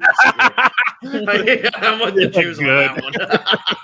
I'm with them on that. It looks like it's awful, but like everything, lowering the gate could get a lot of awful crap through, right? But at the same time, the movies that are discriminated against because of their content and viewpoint, rather than because of their artistic value, can get through too. And I think that this is going to be a good era for truly independent movie makers like yourself to operate in. So get go out and do it, because now is the time to make this type of culture.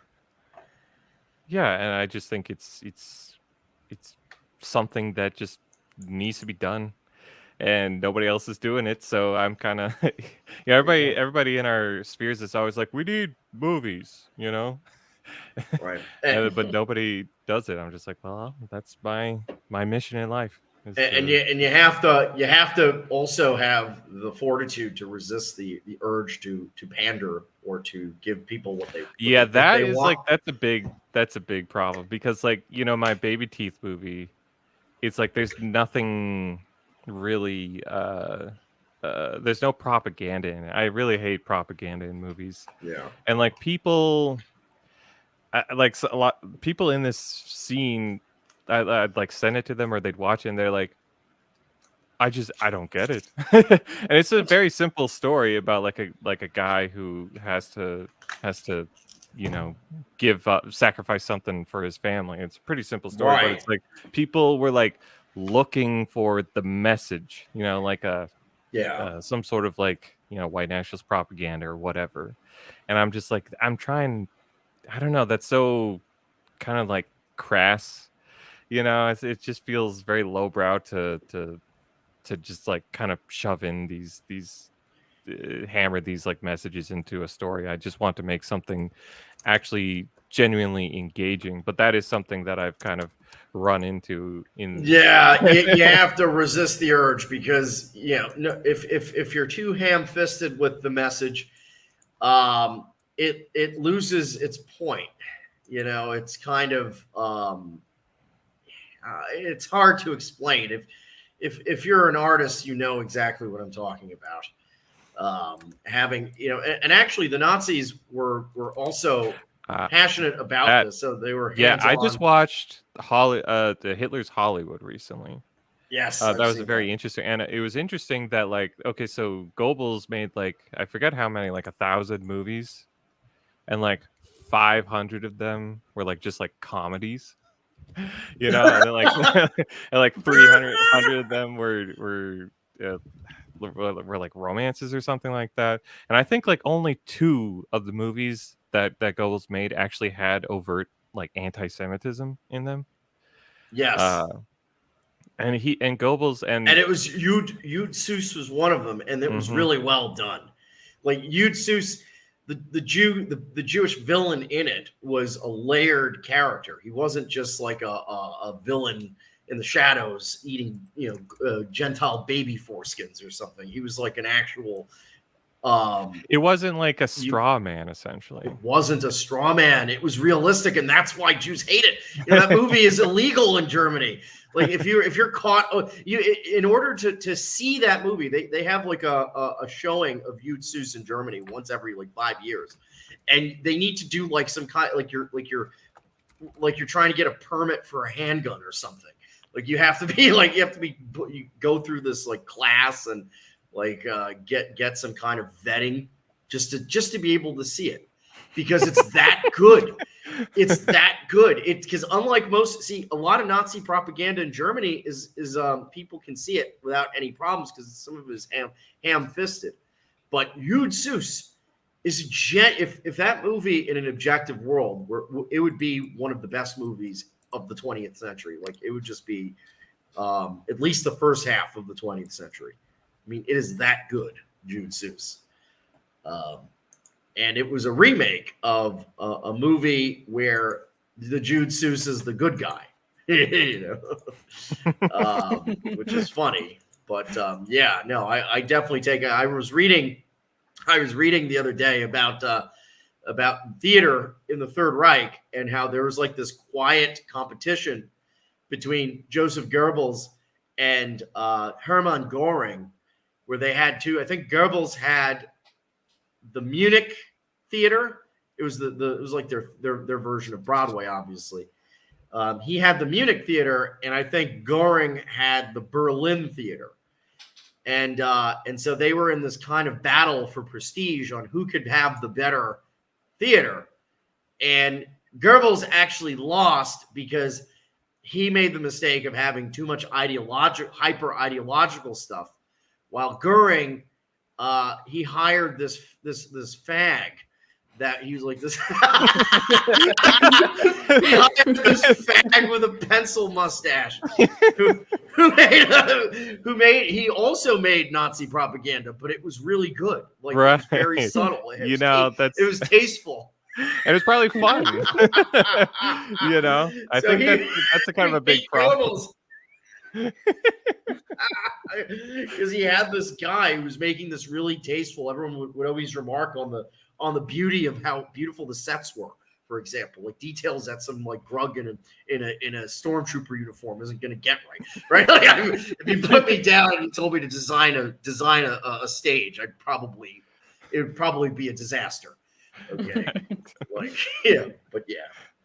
Anywho, yeah. It's a good thing you're not so ham-fisted with your movies. Ben Shapiro, I think, had some movie called Run, Hide, Fight about a school shooting. Yeah, it was supposed to be a school shooting based movie, but maybe with conservative values. And you can imagine it.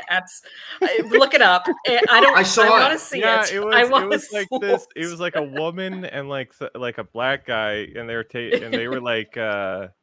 taking down the white Yeah. school shooters or something. I Yeah. remember seeing that. I was rooting for the school shooters the whole time.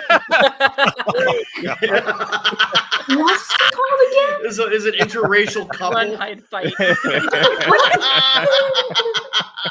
Yeah, it's like an interracial couple saves the world, saves the school from the force. Yeah, they also did this movie that was kind of making fun of transgenders in sports recently, but it was just like nobody really liked it because it was just sheer hitting you over the head propaganda without really focusing on actually making something funny. It's just Or meant to be entertaining. watched, to be mocked. Yeah. And I think that, okay, so I often think about, the Christian industry because I grew up, or the Christian art industry because I grew up in that culture. And I think they had the right idea that they needed to be making their own culture for their culture to survive, their own, but the problem is that they tried to make movies, but like Christians hate movies. They don't go watch like Taxi Driver or The Godfather or whatever. They don't have like a good sense of actual what makes actual good films, and I often Plus- kind of compare myself to that or to the conservatives. Plus, if you Yeah. watch the Hallmark Channel, which has Oh, no. Christian-oriented movies, it's full of interracial couples. I've seen a lot of them myself. Right, and I'm that's just kind like, of thing is that ugh. there's They There's do that not e- more than liberals. Mhm, mhm. They do that more than liberals. It's so discordant. Yes. You don't really see like black man, white woman couples in mainstream movies, because liberals have like this weird. There's like this, Jews are making these movies, and in some cases, when they want to make a propaganda film, they will do it, like that movie with Laurence Olivier. Guess Who's Coming to Dinner and stuff. Was that Laurence Olivier? Forget it. But anyway, they obviously make race mixing propaganda, but it's not as in your face as when these conservatives at the Daily Wire do it. It's like it's like the type of stuff where like it's a black man and a white woman together, and they're like, it's Adam and Eve, not Adam and Steve. It's all some version of that. Yeah, I also worry about grifting, like being a grifter, like saying, oh, if you support my movie, you're saving the white race. I really don't want to fall into that. No, Category either. With the God, I have to, with the Christian film industry again, I think about the movie God's Not Dead oftentimes because that was a pretty big success for a Christian movie, but nobody likes it.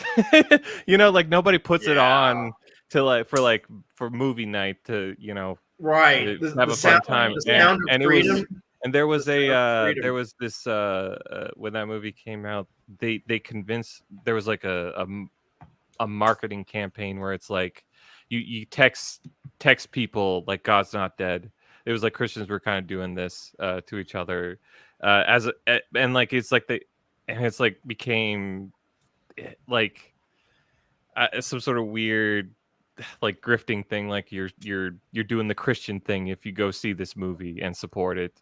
And I just that rubs me really the wrong way, and I'm really the worst. No, the worst was the movie that came out last year, The Sound of Freedom. Yeah. Oh man! Oh my god! I have older relatives that got into really hardcore into QAnon, and they were all raving about this. They weren't raving about it. They went to they were basically what these people did was they took the QAnon people and they made a movie for them, and then they used the QAnon movement to bully anyone that gave a bad review for the movie. So it's not a good movie. Okay, And it's not a movie, like you said, Wolf Shield, that you can just, hey, it's Saturday night, I want to have movie night. Oh, let's watch The Sound of Freedom. Like, I can't see anybody I don't doing want that. people. No. I don't want people watching my movies out of a sense of obligation. You know, I want to actually make something that genuinely engages people. Right. And there's a guy in the comments. He's talking about some pretty well made Christian movies like Passion of the Christ or Cecil DeMille. Andrei Tarkovsky's Stalker. And like, listen, I'm not like, I want Christian movies to be better. You know, like I'm not against. Like I want that culture to kind of thrive, you know, but it's like they're always shooting themselves in the foot and kind of making fools of themselves.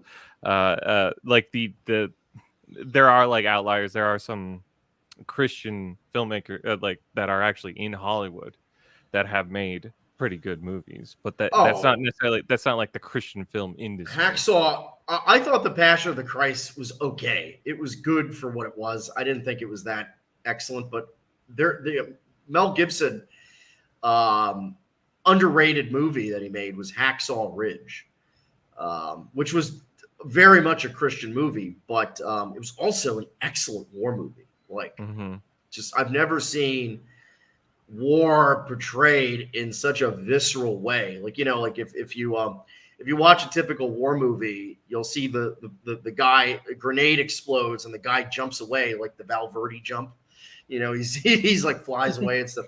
In this movie, like the actual gruesome nature, the actual anxiety of war was really well done in this film, in Hacksaw Ridge. And again, it's about a real life Christian soldier. Seventh-day Adventist, and what he was able to accomplish through nonviolence. Yeah, it was. I thought it was a great movie. It's compelling. Yeah, it was an excellent movie. Now all the classics like the Ten Commandments and stuff, these were made in the 50s and 60s. I wrote about this in an article on Latoria about Billy Graham. These were made by Jews. So Cecil DeMille was the director, but they were produced by Paramount Pictures, which is Adolf Zucker and Lasky. And they started making these sorts of evangelical themed Christian movies in the 50s and 60s to try and get Americans to be more pro-Israel. That was the actual stated objective of them. But, you know, you can't deny that some of those are great movies. Yeah, like Ben-Hur or whatever. Ben-Hur, yeah. Those are excellent movies. Yeah. Yeah. Just one last point. Just one last point. So back to the original movie, Civil War. If you're looking for a movie that actually is specific and not ambiguous in what it's trying to convey politically, watch the movie The Hunt. It was a 2020 film. I don't know if anybody's here has ever seen it. It's directed by Craig Zobel, and it flew under the radar, but it's literally Civil War, but actually specifically political. Yeah, I definitely enjoyed The Hunt a lot more than Civil War, just because the satire was, I guess, a little more easy to grasp and the messaging and stuff like that. And I did enjoy that movie quite a bit. It was kind of funny that conservatives, it's like Hollywood kind of made this for conservatives. It was almost like an olive branch to a certain degree. And then like they freak out, they watch the trailer, they freak out, and they call it like like they don't understand the satire of it, and they boycott it. Of course, that's what happens when you make a movie for conservatives. It's like we were literally trying to give you an olive branch and portray us liberals as like stupid evil people. The Hunt is what? When did that come out? That was 2020. So it came out in 2020, and I think the reason it didn't gain a lot of traction was, one, it was literally released right before the pandemic shutdown. And I think after watching this movie with Civil War, because it was politically specific, combined with the fact that, you know, nobody was going to movie theaters because of the pandemic, this movie unfortunately flopped. It's an underrated movie, in my opinion, but it only... Has anybody else seen that? I haven't seen it. Well, Striker? What? I recommend you see it and then kind of compare it to Civil War and see I recommend it. And it's a fun watch. Honestly, I would watch it. It's one of the movies that I would actually watch again because it is a satire. So it's kind of the fat guy from American History X is in it. Well, he's not fat anymore. He's like super. Yeah, he's fucking jacked now. Holy shit! Oh man. Wow. I don't know if like Spectre recently just met him at a. Oh no! Did they do a sing along together?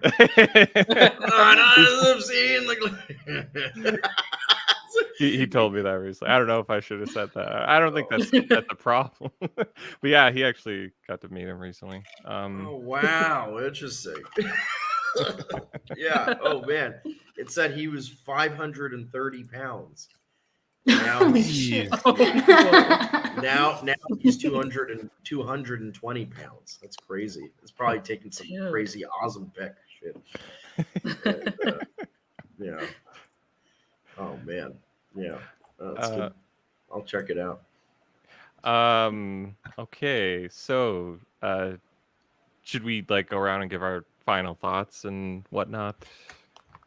Yeah. Yeah. Okay. We'll start with Jennifer. Why? I didn't. I like to torture you like that. Man, you came late. Like the two meds showed up on time. You were like, I'm a white Brazilian, thank you. Yeah. Oh man. So what did you didn't even say what you thought about the movie. Oh, I mean, your first thought and your last I thought. talked to you about it, and like I wasn't very impressed, but honestly, talking about it with everyone made me feel a little bit better about having seen it. Like I told you, my first thought was like, "Damn, Kirsten Dunst is looking old." Oh my god! But like, it made me sad. I mean, yeah, it wasn't so bad. My favorite character was Wagner Morrow's character, Joel. I thought he was the best, honestly, the most emotional, and I just thought he was good. It wasn't a terrible movie, just not super compelling for me. But like I found it overall very unsatisfying. Yeah. Well, I guess I'm just gonna have to watch The Hunt to get what I want out of a movie like that. You'll be satisfied, I promise. But I'm just like a smooth brain retard, so that's just these type of. So Emma Roberts is in The Hunt, and you don't like my favorite act. No, God, she just she's like the same character every time. She's like I have to agree. She's so boring, and I don't know. She's not a very good actor. I just looked her up too. She was like nominated 30 times for things and only got 6 awards. So that's like not any real ones. Julia Roberts' daughter, is that right? Some relation there, but that's just like she's a no, nepo baby. Or is it Eric Roberts? Maybe it's Eric Roberts. I don't know. One of those two. Talentless. That's why she's an American Horror Story. That's the show you act in if you have no talent. Oh, the nepo babies are I think a big problem. Because, we should kill them. Oh, good lord! All right, we're cutting the stream off. Hey, after a fair trial. What's the trial? We just need a legal confirmation of nepo babies. No. Listen. If I had Nicholas, if I could see him, this is a pet peeve. Nicolas Cage. This is a pet peeve of mine. I have a weird, kind of like black people hate white people but follow them around everywhere. I'm like that, but with Nicolas Cage. I fucking hate Nicolas Cage, but I can't stop. I can't look away. I have to watch. I have to watch his awful movies. And I'll tell you what, I don't know if I was in a room with him, if I would strangle with him with my bare hands, or if I'd sit there and tell him, okay, do that thing you did in 8mm, where like there's like this real, you can cut the tension with a knife, like he's discovered who the snuff filmmakers are, and then he ties them up and he just freaks out and he goes, did you jerk off? Did you get off? Did you jerk off? Did you just ruining the movie. Or would, or would you recreate the bee scene with him if you got him at a room? Oh, for real? well, Yeah, put him in a room with a bunch of bees. Not the bees, not the bees. Have you seen the original Wicker Man? That movie is a masterpiece. The fact that they remade Wicker it, Man? Wicker Man. Yeah, Wicker Man. Yes, Wicker Man. Weatherman, holy crap! Yeah, don't The make Weatherman. I know. The Wicker Man, the English movie, which is one of the best movies, one of the best horror movies ever made. Isn't Christopher Lee like the main villain in that one? Yes, Christopher Lee is in it. I have not seen it yet, but it is okay. The original Wicker Man is top 50 greatest movies ever made, and maybe top 25. Particularly if you like horror, it's an excellent movie. But then they remade it with Nicolas Cage, and it was such a fucking. He did this again with Bad Lieutenant, which I love. You know, it's not for everyone, but I love the original Harvey Keitel Bad Lieutenant. If you've ever seen it, it's excellent. It's an excellent movie. And then Nicolas Cage remade that, and it was awful. So he commits particular crimes against my favorite movies, and that's why I have this, like, you know, because they take excellent movies and they besmirch their historical record by remaking them with Nicolas Cage. It's like it's a humiliation ritual. Yeah, I put Nicolas Cage in a remake.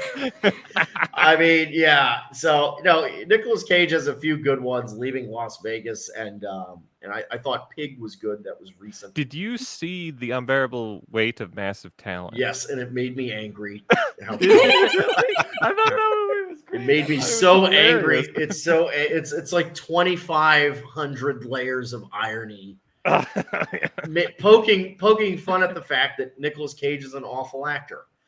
Like I like that he could be in on the joke. You know, I don't know. I enjoyed that. Well, he'll star in a gay porno if you pay him enough. Like he'll make anything. Yeah. Like that. He's famous. Why are you putting that intention out in the world? We don't need that. I'm just saying I have a weird psychological fixation for him, and seeing him in a pornographic movie would have nothing to do with a cathartic release. It just sounds like Nicolas Cage. Are you like the I'm fan getting from Freudian. the music video Stan? Like Oh, then I wrote Nicolas Cage a letter and he never responded. Dear Cage, yeah, I wrote what you said. The thing is, he would respond. He would respond because he's such an attention whore. But no, I agree with you about Nepo babies. They are ruining movies because they're just not they're just not like, I don't see, like, we're still using 70-year-old Tom Cruise for movies. Like, what's that? Like, I remember seeing some, I forgot what it was called. It was some mafia movie that came out recently. It was a Coppola movie. I think it was Kill the Irishman, right?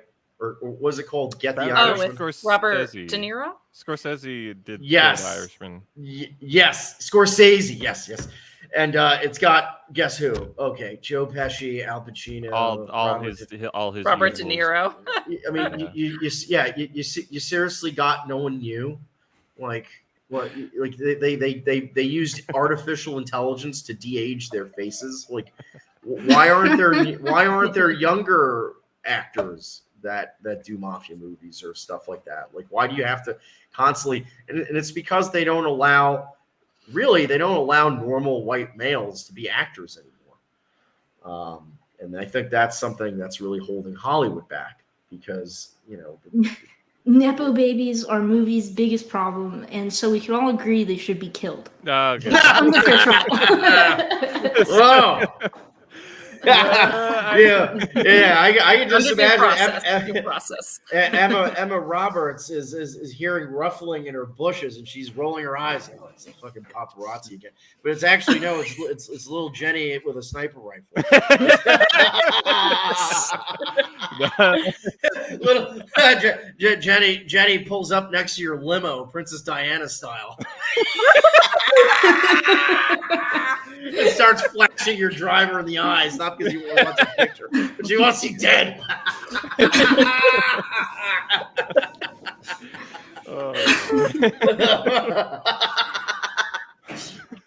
Recruiting new new actors and asking them, like, who's in your family? Oh, okay. And you're not talented? Okay. They go on the list. On the list. Don't fall asleep anymore.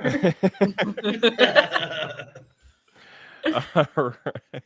God, I don't like Emma Roberts. Oh, her face too. God. All right. Well, Ryan James, do you have any final thoughts on the movie then?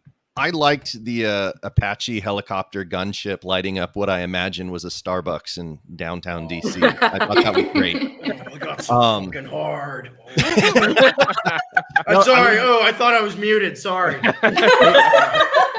I mean, Sorry, it's fun. I think they put all the military stuff in the previews. You know, you see some cool fighter jets doing cartwheels through the air and stuff like that. And it's fun if you're looking forward to a war movie. That's just not what it is. I think it is kind of this psychological, like inkblock test that we talked about earlier. It's how you interpret it says more about you, and that's not what I'm looking for when I go watch a movie, especially one that's sold as a Civil War. I'm looking for something different. So it kind of missed me. At the same time, I get it. It's interesting. But if I want to watch a war movie, I'll just go watch something else. Apparently, I'm going to go watch The Hunt. That's what I'm going to go see tonight. Do it. Yeah, it's not really a war movie. It's more like the what Like is it? Hunger Games. Like the Hunger Games, or like the political greatest, Hunger Games. the greatest hunt, or what was that one book about hunting humans? I forget what that one's called. Yeah, And it's so- not the Hunger Games? Yeah, I know. I don't read. We're Zoomers. Yeah, we don't read. Well, I don't either. I don't even know the name of the book, so I don't know what I'm talking about. But it's more of like, if you want kind of like a funny satire, because it is actually quite funny the way that they lampoon libtards in it. Yeah. Oh, White Zealot said Ender's Game, and that is such a good book. But the movie was dog shit. Absolute dog shit. Fuck that movie. I remember having to read that. I got in at the start of the education system, starting to assign shit like Harry Potter, and they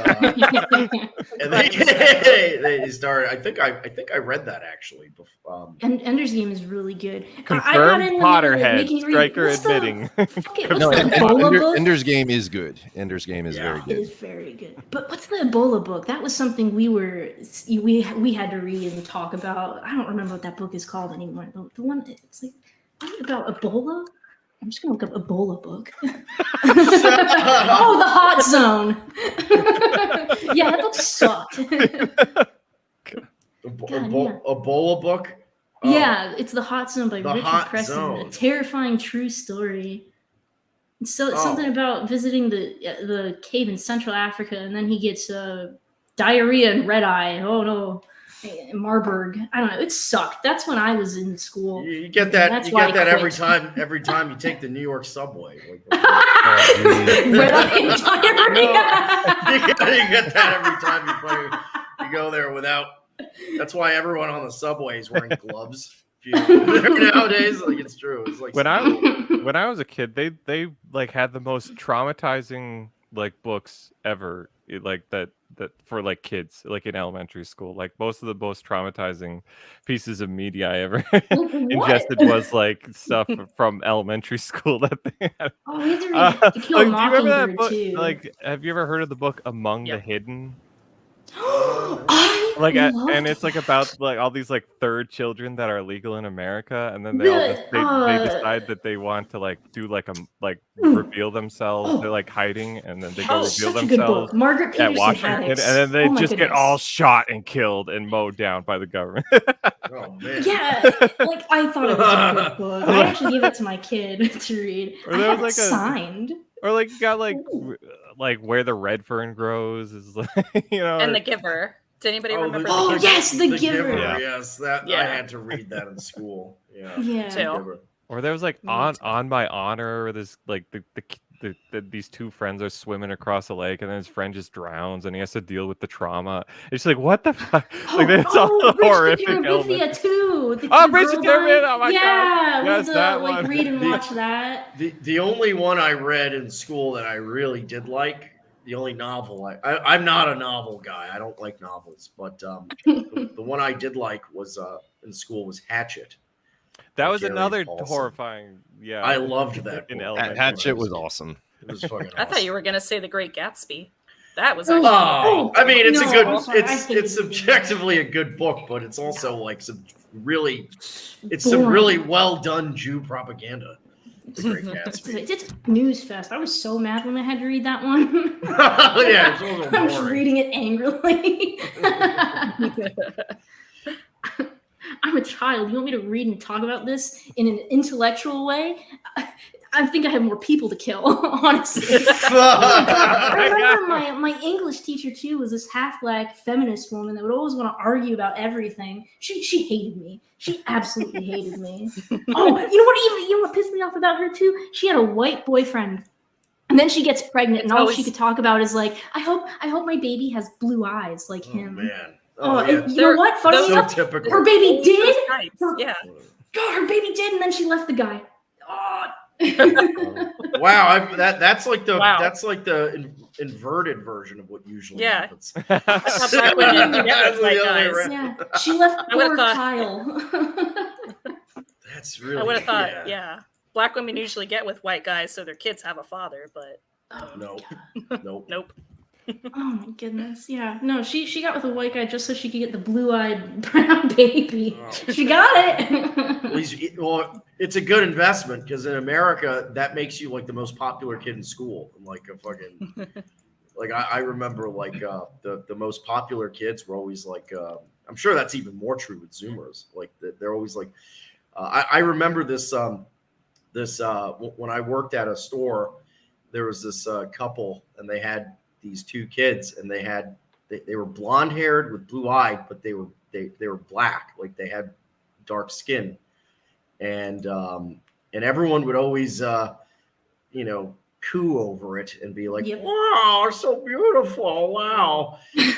But then this like one time this Slavic lady, I think she was from Croatia or something, she goes up to me afterwards and she's like, those babies look like they were touched by the Chernobyl Chernobyl radiation.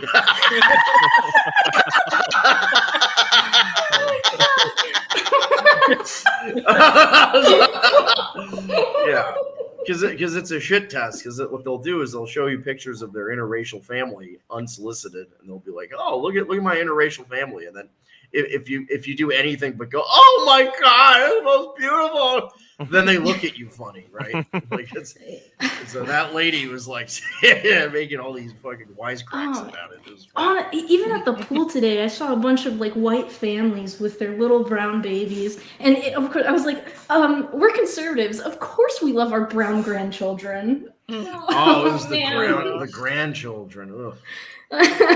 So Oh my sad. goodness. Ugh. I will never forget. I was in a store and there was a boomer and he had like, We Are the People, 1776 tattoos. He was a boomer for sure, 50s or 60s, and he had in the cart like a 5-6-year-old brown grandkid. And I remember him asking me at the counter, like at one of my jobs, if I had this certain like dessert available. And I said, no, I'm sorry. We don't. Cause it was free. It was supposed to be free for kids. And he snapped back at me and said, oh, well, I guess the other stores of your brand have this dessert, and then just walked off. And it was like, wow. You're gonna get a nasty write-up on Breitbart now. And he would, oh my gosh, his kid's going to grow up to be a conservative. That kid's going to grow up to be a conservative, 100%. Oh yeah. That's great. We need more of that. No free college. What do you mean you can't give my kid a free dessert or whatever? What do you mean?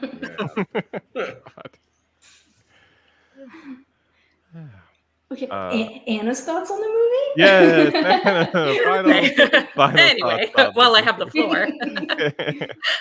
I guess my final thought would be actually a question. So, when all is said and done, after seeing this movie and discussing everything, my question is, and it's to you, Stryker, do you think this is a possibility? Like, the big question here.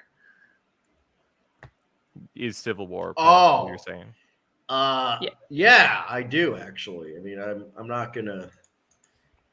I don't want to say like, well, Which side? how do I say this? Painted nails Let and me Jesse measure my Plemons. words very carefully. Let me think about how to say this. Let's We get start with the as Nepo specific babies? as you Hold on, can let me about call- what you let me would call do my- in call Civil my War. lawyer. Call my lawyer and see what he thinks. What No. gun would you use? Or, Who's on your kill list? I'll just say that the mountains of northern Yemen and the Smoky Mountains in America, they're pretty hard for an invading force to enter. I'm just going to say that. Also, that drone technology has come a long way, and you can buy one for $199. No. What I will say is, do I think that the situation in the United States could turn violent at some point? Yes, I do. And I think that the people in the government agree, because that when you look at all the things that they're passing in the Congress, like for example, they did the surveillance, the Patriot Act surveillance. They added new powers to it, right? So these people are really paranoid, wanting to watch every single thing everyone is doing all the time. And when you look at all the innovations they're up to with artificial intelligence and stuff to try and figure out a way to, I mean, I read that the data collection center in Utah that Edward Snowden exposed, someone said it holds the highest number possible of data. It's like yottabytes. Have you heard about this? It's like I can't even measure. It's like the highest measurable number. Well, they have to build like a new Pentagon that's like twice the size to hold. Right, right, just to hold all this information. So they have this. The fact that they feel like they need to spy on all 330 million people in the United States all the time is a sign that they believe it could happen. Now, here's where I'm going to say something that I think some WNs might not agree with, is that I think that in a Civil War scenario like that, it's not going to be as racial as people think. I think it will I definitely agree with that. And while I was watching this, I was thinking about how like I don't care about like either side fighting, and it's like that's gonna be me during like if a real Civil War broke out. Who's gonna be on your roof? Like this, it's gonna be like factions that like I just don't care. Like you white nationals are kind of going to be irrelevant if a real Civil War broke out. Well, it's going to be just like this stream where like we're talking about this movie. It's like everyone's like, you're going to have like a gun battle between the insurgents and the U.S. government outside your window, and you're going to roll your eyes and watch The Hunt. Like, you're like, all right, I'm going to watch The Hunt. It's like I think that with that said, I think there will be implied racial characteristics, strongly implied racial characteristics, if such a scenario, much like Jesse Plemons in the movie. That guy, I find, because I think that if there's going to be a civil war, it's going to be people like that, guys that are very rural, very patriotic. Maybe their racial consciousness is not necessarily so cogent or well put together, but they have it. And I think that if there is a civil war, it's going to be something like that. Like guys like that are going to be leading. Yeah, like people who are like mad about like maybe like some anti-white racism, but also are like I have this black best friend, Yeah, Yeah. yeah. It's like you guys were saying, he's more conservative than actually like This- racist. Because when they were passing through that area where Jesse Plemons was in, that's part of the loyalist United States in the movie. So it was all he was technically like America first, which is why I don't think he was so quick to kill Joel's character. Yeah. He only had issue with him being from Florida, which was part of the Florida Alliance. And I noticed that And it the made me wonder bodies. I if noticed Sammy the had bodies come in. over- There was a lot of white people. Yeah, in like that- if in Sammy that had come over, massacre. I don't know if he would have killed Sammy if Sammy was like, I'm part of the loyalist, area. Like that's where I was from, because Colorado and Missouri, I think, were what Jesse and Lee's character had said, and those were Yeah. still part of the loyalist areas. He was only like hesitant on Florida, not because he was Hispanic, but because Florida. Well, I disagree. I think actually I disagree with that. I think that's not so cut and dry or set in stone, because The big tell would have been if He said- Sammy showed up. Like if said- he just killed Sammy, then well, but remember he said, well, what kind of American? Central American? I mean, I don't know what the South what the- American. yeah. Right. that part was in there, yeah. But that's probably why Yeah. they didn't have Sammy walk up though, to give the blatant. Well, like, why didn't he he just is a like, kill him racist. then right away? It's like- I think actually one way you could interpret it is that Wagner Moura is kind of like he's like off white. He's probably mostly Portuguese, so he's kind of like He was born close to Sao Paulo. He's a white so Brazilian. He's probably mostly white in terms of European descent. That is. So I think the fact that he's kind of like racially ambiguous a little bit, maybe I think that's what confused Jesse Plemons. Like, oh, is this guy white or not? I'm serious. That play. I think that's how you can interpret that. Are you a scene. non-white kind of white? Yes. Are you yes. Italian? Like Are you a Sicilian? swarthy? Are you like just a Sicilian or something?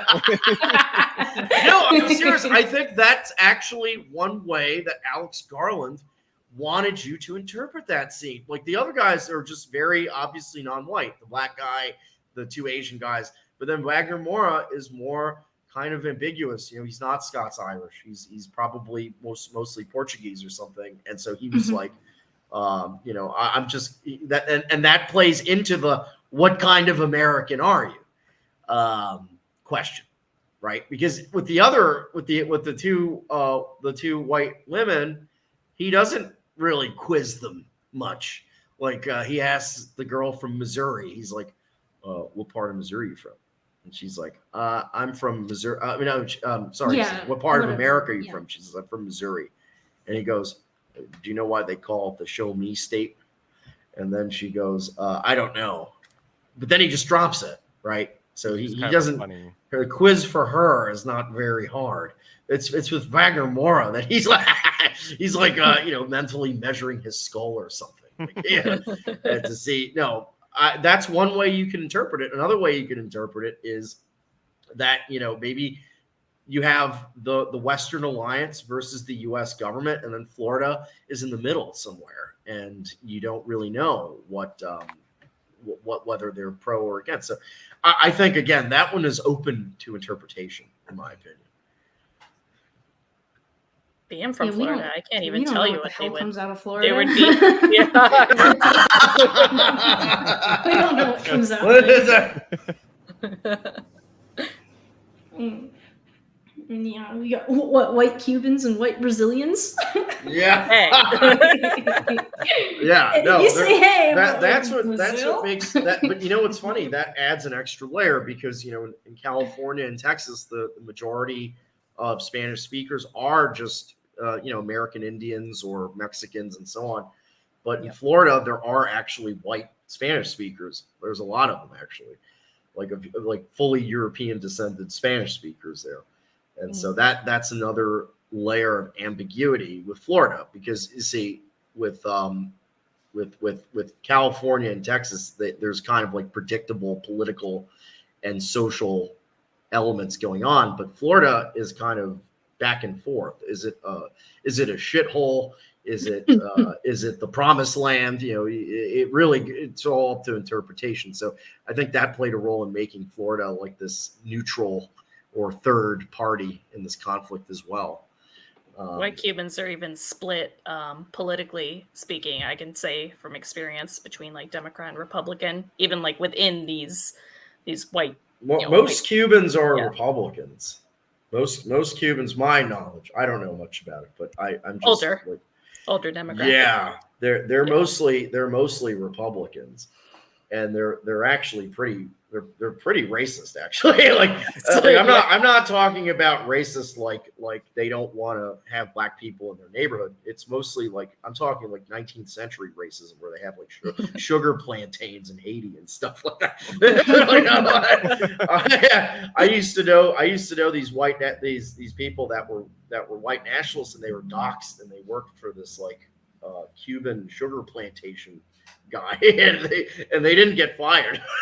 So that's really interesting. But anyway, well, I think Anna's question about whether civil war is possible, or even our thoughts on whether it's going to happen, I think it absolutely, some kind of breakup is coming. I think whether it's the financial pressure, I think it's something like we add $1 trillion to the debt every 90 days. I mean, I've been predicting some kind of financial collapse for more than a decade now. So the system is more resilient than I thought it would be. But the exponential nature of the problem means that our systems can't withstand what's coming. And then you add on all the other external pressures, with the multiple wars going on, and the distrust among the people within the country. I mean, at some point, I don't know what's going to set it off, but something is going to give. There is going to be some sort of breakup, and whether it's going to be as violent as it shows in the movie, or if there's going to be just kind of a general unraveling, I really don't know. What are your thoughts on that? Do you think it's going to? Because I know you've talked a lot about how there is going to be some sort of de-dollarization. There is going to be some kind of financial collapse. Do you think that's going to lead to a cataclysm, or do you think it's going to be more of and it just kind of breaks apart slowly? Well, yeah. I mean, I'll just use this to give my thoughts. I think that frankly, the only thing what makes America unique in this time and place is the extremely low civic engagement and civic values. In other words, the average American right now is incredibly nihilistic and misanthropic. And you look at things like the rates of crime. This goes for all races. For non-whites, it's oftentimes the issues of crime and violence like that. But then among whites, you see a lot of drugs, suicide. Human beings of different breeds, let's say, to use a sort of vulgar dog term, right? If you put two dogs in a cage of different breeds and you don't give them food and water, the dog will react in a negative way, but always according to its nature.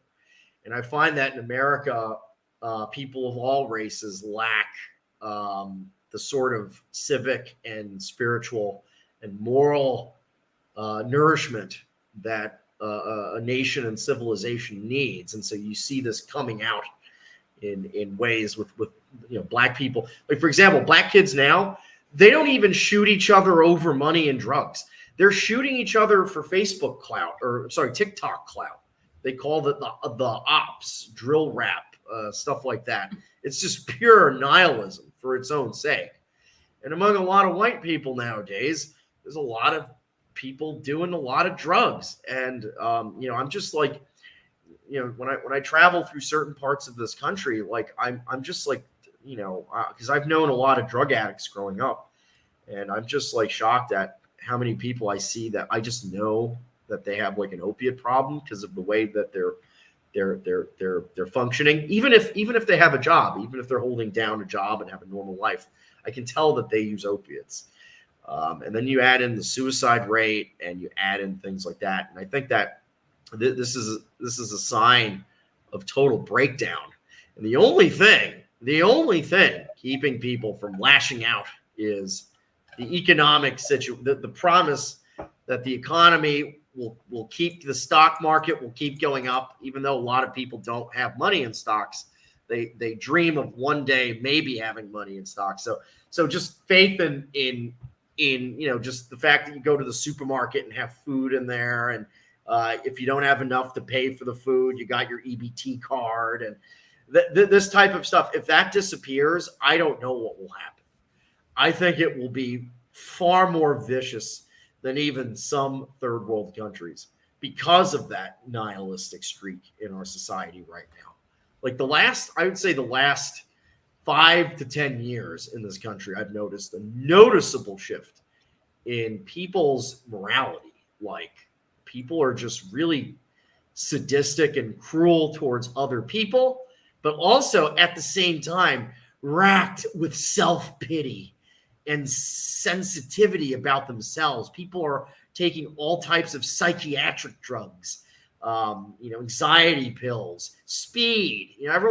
There's an Adderall shortage because everyone is just on speed now. Okay. And so these things put together are, a bunch of angry, depressed speed freaks. A country of angry, depressed speed freaks is a recipe for violence. And yeah, because like a lot of it, a lot of our interaction now with people is through social media, through a screen and whatnot, and that's sort of like a similar. They've studied that it's sort of a similar phenomenon to road rage. That when you're like in your car and you're kind of like separated from somebody, like you'll get like more angry and more violent. One thing I find, I don't get offended. I'm a man, so nothing offends me. But one thing that rubs me the wrong way is when I see videos of white girls being punched on, for just being white by non-whites in public in New York City, and the sort of callousness where you see conservatives in the comments calling them a Karen or celebrating it and saying, well, that's what you get for voting for Brandon or whatever. I'm like, that type of dehumanization when it could be your daughter or mother or sister, that stuff really rubs me the wrong way. But that goes to the point of civil war. Like, once people stop, people within their own race and their own family start to dehumanize each other, that is, that's how it starts. And so that's something I think is absolutely, if there's an the only thing keeping people in America from snapping is that they have a job and they can buy, one click shopping on Amazon, where some brown person brings you a package the next day. Like, if that stuff goes out the window, then I think that people will just have nothing left to lose and will just indulge the nihilism that you see them indulging in online passively, Mm-hmm. Not that there isn't also, by the way, political justification for it. I think it's a combination of both things. Well, I think the political is putting pressure on all that. The political is confiscating Russian foreign reserves and showing the rest of the world that the foreign reserves you have stored in US dollars isn't safe because we can shut that shit off at any time. And so the political informs the financial, which informs the all the interpersonal workings here in the States. So yeah, it's all connected. And so based on what you said, it sounds like you think it's going to go in a flash, that there's going to be a spark and it will be violent.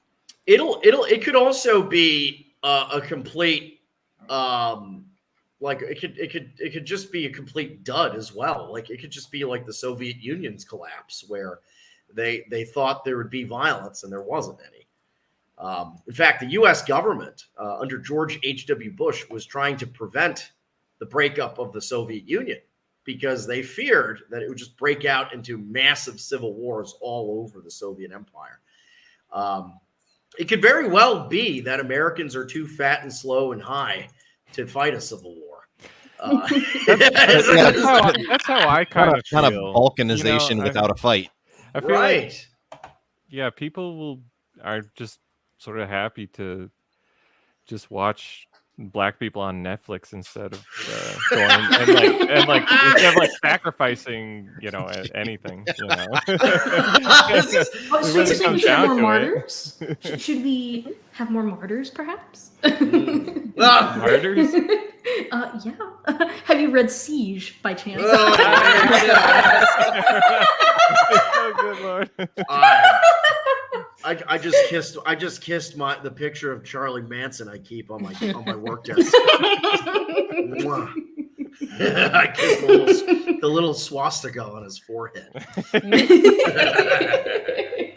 No, I think that it could. Now, I think, Ryan, you're absolutely right, and anyone that has followed my stuff, I've always been very adamant about saying, like, this whole like Chicken Little, the U.S. dollar is collapsing, that Ron Paul has been doing for years. Like, I've always said, like, that's not true.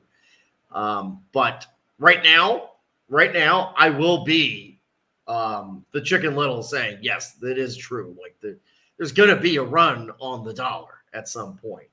And the U.S. government is trying to... is Canadian money going to be like... No, absolutely everything? Not. Let's see the movie when he's like 300 Canadian. 300 Canadian. That was so funny. Yeah, no. But it's also not going to be like silver dollars or like pieces of gold. Oh no, you're gonna. I think that perhaps on an international market, having money in gold would be beneficial, but in a situation of total breakdown in America, like, people be like, gold. What, can I eat it? Can I fuck it? Can I inject it? What the hell is that gonna do? It's kind of funny that there's some implication there, though, about Canada being A-okay monetarily and I guess societally as compared to America in this like future setup.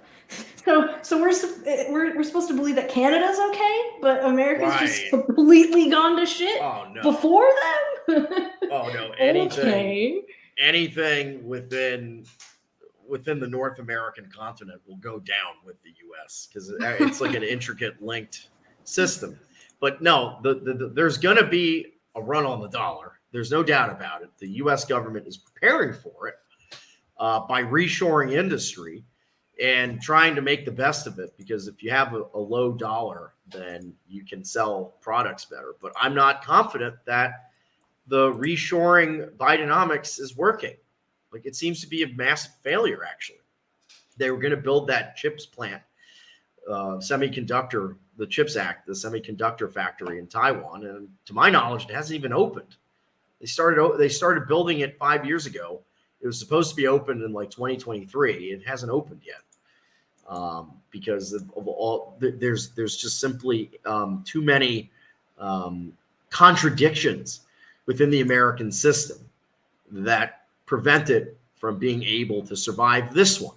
Because remember, the reason why America won World War II, the Allies won World War II, and then America went on to win the Cold War, is because of America's industrial base. So America can build more weapons. America can build more products.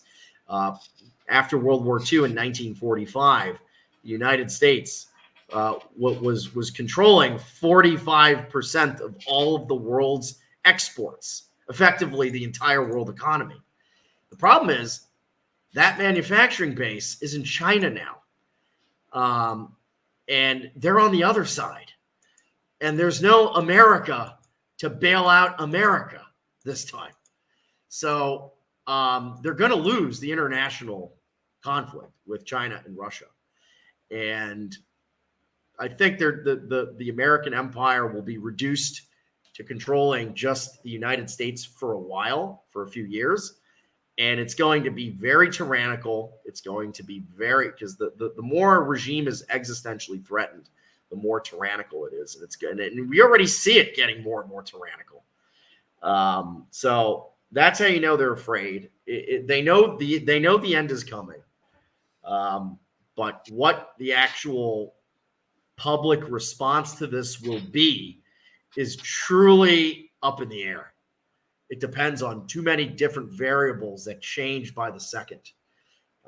But I think we will see in our lifetimes, possibly in the next decade,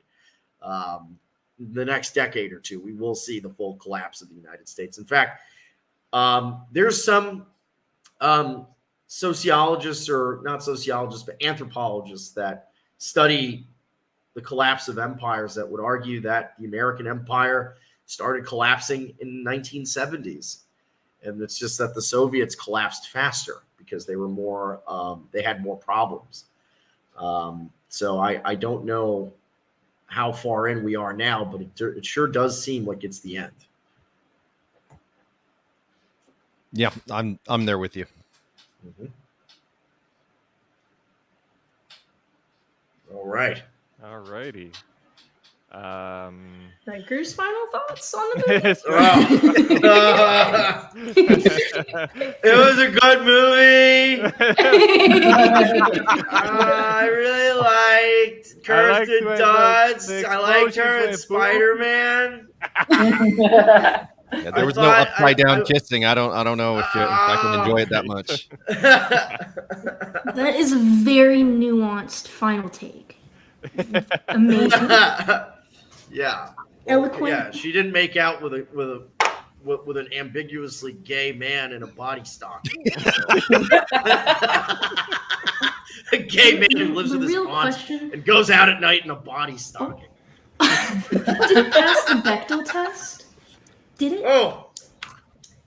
That's the only way I'm going to watch a movie, if it passed the Bechdel test. That's the only way. Is that the one where they like complain about like some stupid shit like the Super Mario movie? The test asks whether a work features at least 2 female characters who have a conversation about something other than a man. You know what? I think it might have passed. No, right now, the president. I use the Bechdel test to figure out which movies to skip. So I find it quite useful. I always look it up when I'm thinking of going to see a movie. It's a very important test, so you can stop wasting your time. Yes, exactly. Alrighty. Well, I don't know. Do people want to go around and kind of? Well, did you give your final thoughts on the movie? Okay, sure, fine. My thoughts are that, like I said, I found it underwhelming. I found it kind of unsatisfying. There was a lot of like questions, but not enough like reason to care about answering them. You know, in your head. You know, that was just kind of my thoughts on it. I did think there was definitely some interesting stuff that kind of got my noggin jogging a little bit, but overall I kind of, it felt like a missed opportunity to me. It started a conversation. It did, But and I think this was a very good conversation, and you picked a very good movie. Thank you, Stryker, and thank you for coming on and staying so late. We're not at 7 hours you were yet. You were saying Yeah, it's gonna be like 1 hour. And we're only 3 hours. Did Stryker submit a drawing, a summry of the movie in picture form? I asked, he didn't. And I forgot. Sorry. You failed. Sorry. Yeah. I'll bring my homework tomorrow. I didn't think the teacher would check today. I don't want to ask like it's. Thank you, Ryan James, for being such a concerned citizen, reminding the teacher about last night's homework. He didn't do his homework. Next time you'll show up to the damn Christmas party. No. No, it's like I was just like grateful that you were even coming on the show. I didn't really want to pester you. Of course, man. Of course, I always enjoy coming on. It was a good. You should have harassed him more. time. You already got him on, you know? Might as well. Oh, please don't harass me. Oh no. Yes, but no, yeah. I guess my final thoughts. I kind of agree with all of you that it didn't say much, but again, my standards are very low. For a modern film, for a it modern definitely film, is and I like thought that, wow, this is about something. This is about something deeper than a Mexican guy on a motorcycle, or something. It's like Fast and the Furious. This is something that isn't that. So I was impressed just by that, and I was also more than the movie itself. I thought it was worth noting the popularity of this, the quiet popularity where everybody's going to see this, but I don't really hear people talking about it around the water cooler. That's like, yeah, everyone's like, I think, afraid to say what they think about this movie, and that's a good sign if you're an enemy of the U.S. government. So yeah, that's my view. There's a little bit of controversy among libtards for this also, because they used Andy Ngo was credited for some of the footage in the beginning. So I thought that was kind of interesting. Yeah. Wow. People were kind of upset about that. Why are they upset about that? What did that gay Filipino guy do that he triggers such a visceral? It's like some gay Filipino guy that films protests. Like, what's the big deal? Probably film the Antifa massacre. What the hell is a big deal? Massacre. So yeah, I thought that was interesting that they probably didn't even need to credit Andy Ngo, because it's probably kind of fair use footage, but he is credited at the end. So I think that kind of goes to they put him in the credits. Well, like for footage that was used at the very end. Right. Well, that's again, if you're like he's allowed to get credit. If they were to take fucking shit from us, they wouldn't have credited us. So I guess they're mad because they see him as a right winger. Yeah. Is that it? Oh, yeah. Man. Talk about losing the plot. Like, wow. All right. But yeah, that kind of goes to, the ambiguity of what the director was trying to say, kind of.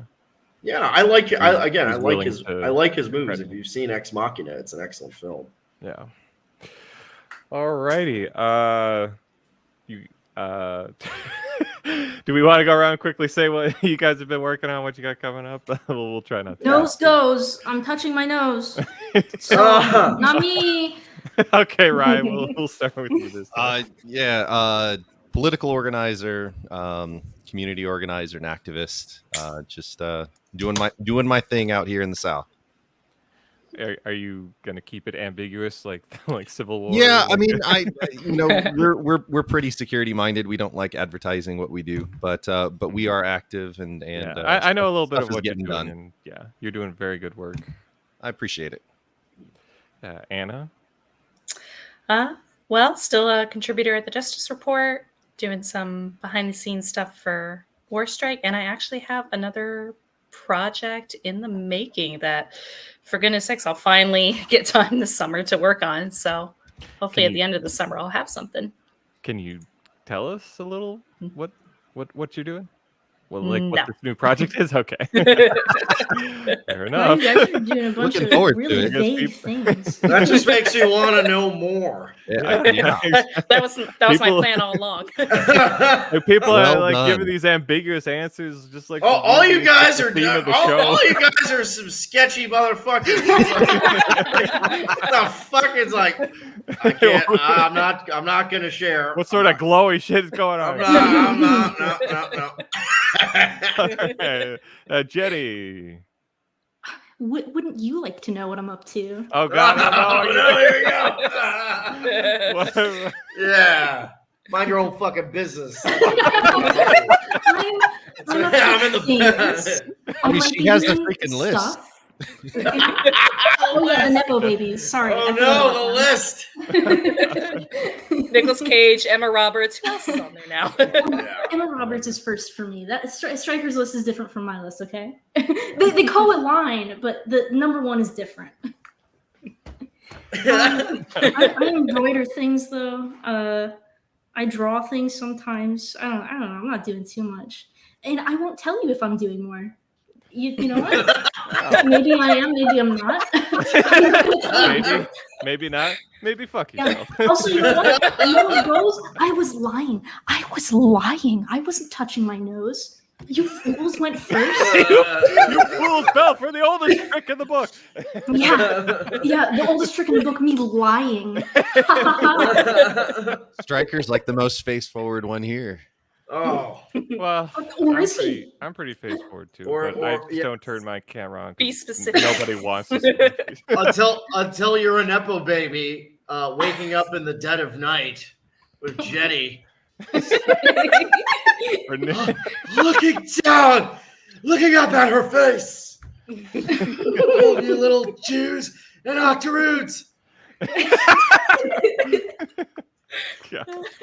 And then Striker, of course, you got War Strike have, and Latoria. Yes, I have a Substack called Latoria, and I have the podcast War Strike with my colleague Warren Ballog, and One of the what else best do I do? nationalist Yes. shows yeah. around. Really. Down. I appreciate you guys. I know none of you sit there for 7 hours watching it, so don't fucking. I do at work. Well. I listen to the whole thing because I listen to it at work. But yeah, Absolutely I not. gotta tell you, for the first few shows, I would turn it off at the super chats time. But I got to tell you, like some of the best discussion comes out of some of those super chats. You have Yes. an impressive audience. Yeah, isn't that something? The audience is what makes the show to a large extent, because there's a lot of they always have something original to say, or it's not just the typical like let me do this meme again for the thousandth time. It's like No, hey, it's really insightful stuff. yeah. Like I've, as people know, I've taken a break from political organizing. I've been doing this for a decade and a half now. I just needed a year off.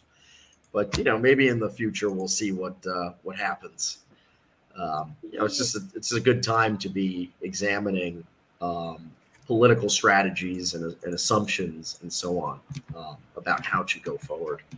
So I find that the War Strike group is much like the audience and everything is kind of like a de facto think tank, where we're kind of going back to the drawing board a little bit and trying to figure out what to do next. Yeah. All right. Well, thank you very much. Thank you much for coming on. This was a fantastic show. Everybody, y'all brought some awesome energy. Thank you so much. And Striker, on the next War Strike, I think I'm going to pay a super chat and make you watch a compilation of Nicolas Cage. Oh, the thing is like when it comes to War Strike, so the super chats can so people that don't know, we do the show twice a week and it's like 7 hours each show. So by like hour 5 or 6 into the super chats, I start snarling at the audience. You turn into Sven with your Perfect. contempt. Thank you for letting me know, so I know what to do. Loudly yawning. Wow, I really got to get to bed. I'm so freaking All right, tired. on to the next one, Warren. On to the next one. Warren is just as peppy as when he starts at hour 6. But in my case, usually I've been up, writing material for the show until like all night through the night, chain smoking, and so I sleep like 4 hours, and then I, to get ready, do some errands, and then do the show. And so by 1 a.m. I'm already snarling. So if you want to see a live streamed chimp out, make sure you send it by hour 7. You send the Nicolas Cage compilation. Or I think I'll send in. I'll save send it for in a hour super 6 or chat. 7. It'll be like a full episode of Thundercats, and you'll have to watch. No! it. No! Oh no! Oh god! Oh my god! No! Oh my god! Oh no! Oh no! All righty. Hey, this has been a great show, Lord Wolf Shield. Thanks for having us. Yes, thank you so much. Thanks everyone for coming on. Yeah. All righty. Well, as they say in Canada, peace out. I've never fucking What heard kind that. of I've American been- are you? That's actually, you're gonna hate me. I say that at the end of every episode I've ever done, but it's actually like a quote from Rick and Morty. Oh, no. I don't know, for whatever reason, that line has always like that tickled my funny bone, and it's the way I've always ended a show. Alrighty, and we are ending the stream now. Goodbye, Yeah, everyone. right. Good night, guys. Bye-bye. Take care.